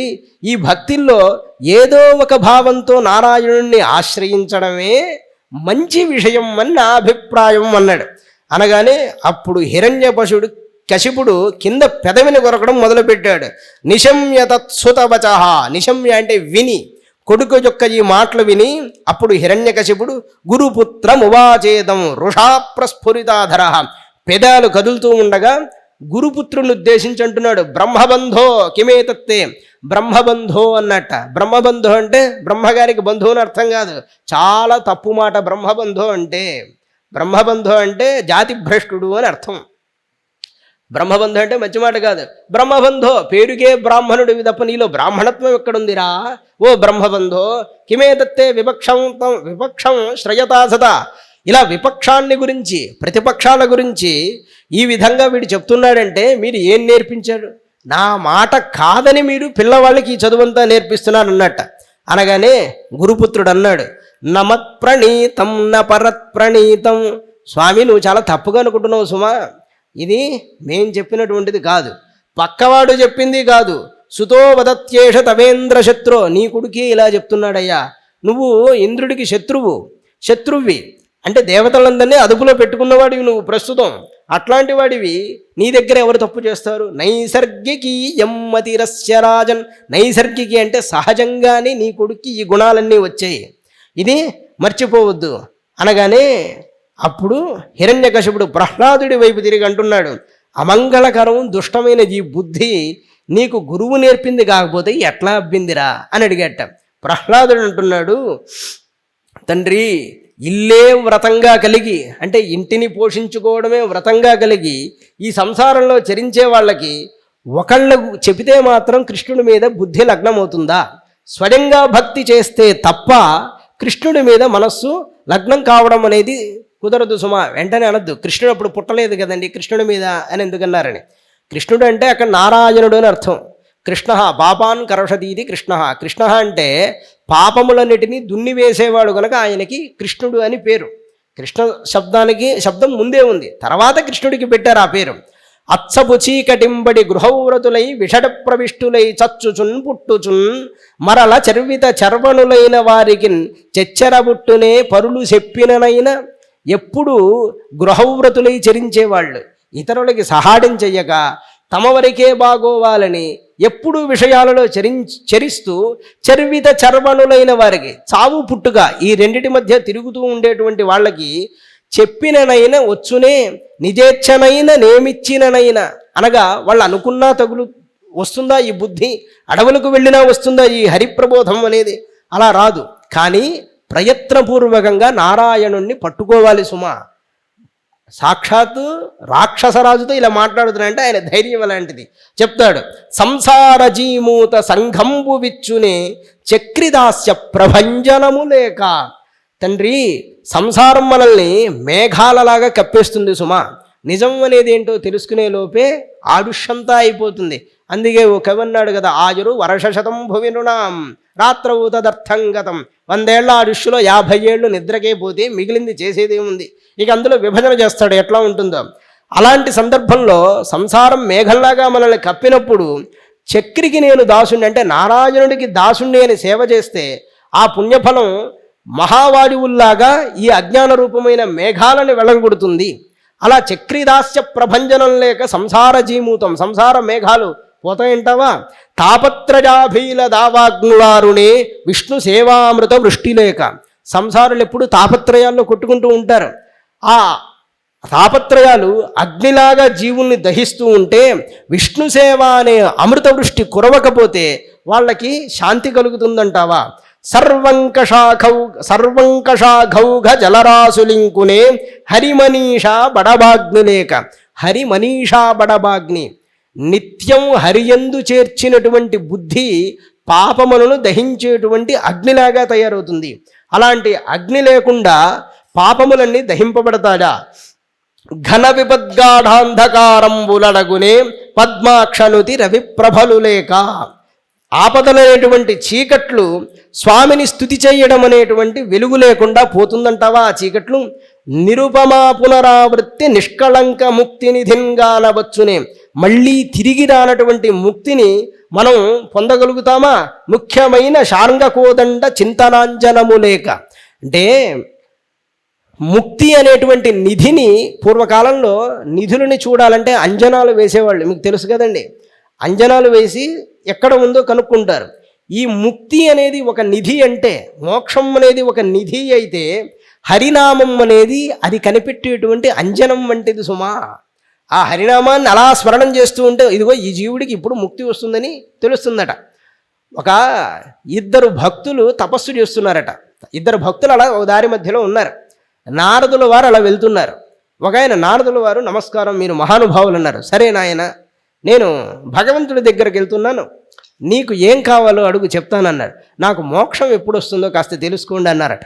ఇంకొంచెం దూరం వెళ్ళాక ఇంకొకడు ఆకతాయిగా తిరుగుతున్నాడు. నీకేం కావాలంటే స్వామికి నా నమస్కారాలు చెప్పండి అన్నట్టు. ఆ పైకి వెళ్ళిన తర్వాత మళ్ళీ తిరిగి వచ్చేటప్పుడు ఈ తపస్వి అడిగాడు, స్వామి నాకు ఎప్పుడు ముక్తి వస్తుందంటే ఇంకా నీకు 3 జన్మలు పడుతుంది అన్నట్ట. అమ్మో నాకు 3 జన్మలు పడుతుందా అన్నట్ట. వెంటనే ఈ తిరుగుతున్న వ్యక్తి దగ్గరకు వచ్చి, ఒరే నువ్వు ఇలా తిరుగుతున్నావు, స్వామి నీ గురించి ఏం చెప్పాడో దశ. ఏం చెప్పాడండి అంటే, ఈ చింత చెట్టుకి ఎన్ని ఆకులు ఉన్నాయో అన్ని జన్మల తర్వాత నీకు మోక్షం వస్తుందిరా అన్నట్ట. అనగానే వాడన్నాడు, ఆహా ఈ ప్రపంచంలో ఎన్ని చింత చెట్లు ఉన్నాయి, ఈ ఒక్క చింత చెట్టు ఆకులైపోయినా నాకు మోక్షం వస్తుందా, చాలా సంతోషం అన్నట్ట. అంటే భగవానుడు ఉన్నాడు, నిశ్చయంగా నన్ను అనుగ్రహించి తీరుతాడు కదా, అప్పుడు నాకు కావాల్సింది ఏముంది? అంటే ఈ కథలో సారం ఏమిటి అంటే భగవంతుడి మీద నిశ్చయమైన బుద్ధితో ఆయన అనుగ్రహిస్తాడని నమ్మిన వాడికి తొందరగా మోక్షం వస్తుంది. ఈ 3 జన్మల కాలం తర్వాత వీడికి మోక్షం రాకముందే అతడికి మోక్షం ఇచ్చాడు భగవంతుడు. ఎందుకంటే నేనున్నానని వీడు నమ్మాడు, నిశ్చయంగా నమ్మాడు కనుక. అందువల్ల ఎప్పుడు కూడా భగవన్నామం మీద దృష్టితో నమ్మకంతో ఉండాలి అని చెప్పి ఇంకా చాలా చెప్తున్నాడు. తండ్రి, ఈ జీవితంలో సారం ఏంటో తెలుసా? ప్రతిదాన్ని సారవంతం చేసుకోవాలి. అది ఎలాగో నేను చెప్తాను చూడు. కంజాక్షునకు గాని కాజంబు కాడమే. కంజాక్షుడు అంటే విష్ణుమూర్తి, కమలం లాంటి కన్ను గలవాడు. కంజాక్షుడు, కంజగర్భుడు, కంజనాభుడు. కంజాక్షుడు కంజనాభుడు అంటే విష్ణువుకు పేరు. కంజగర్భుడు అంటే బ్రహ్మకు పేరు. కంజగర్భుడు అంటే పద్మగర్భుడు అని, కంజనాభుడు అంటే పద్మనాభుడు అని.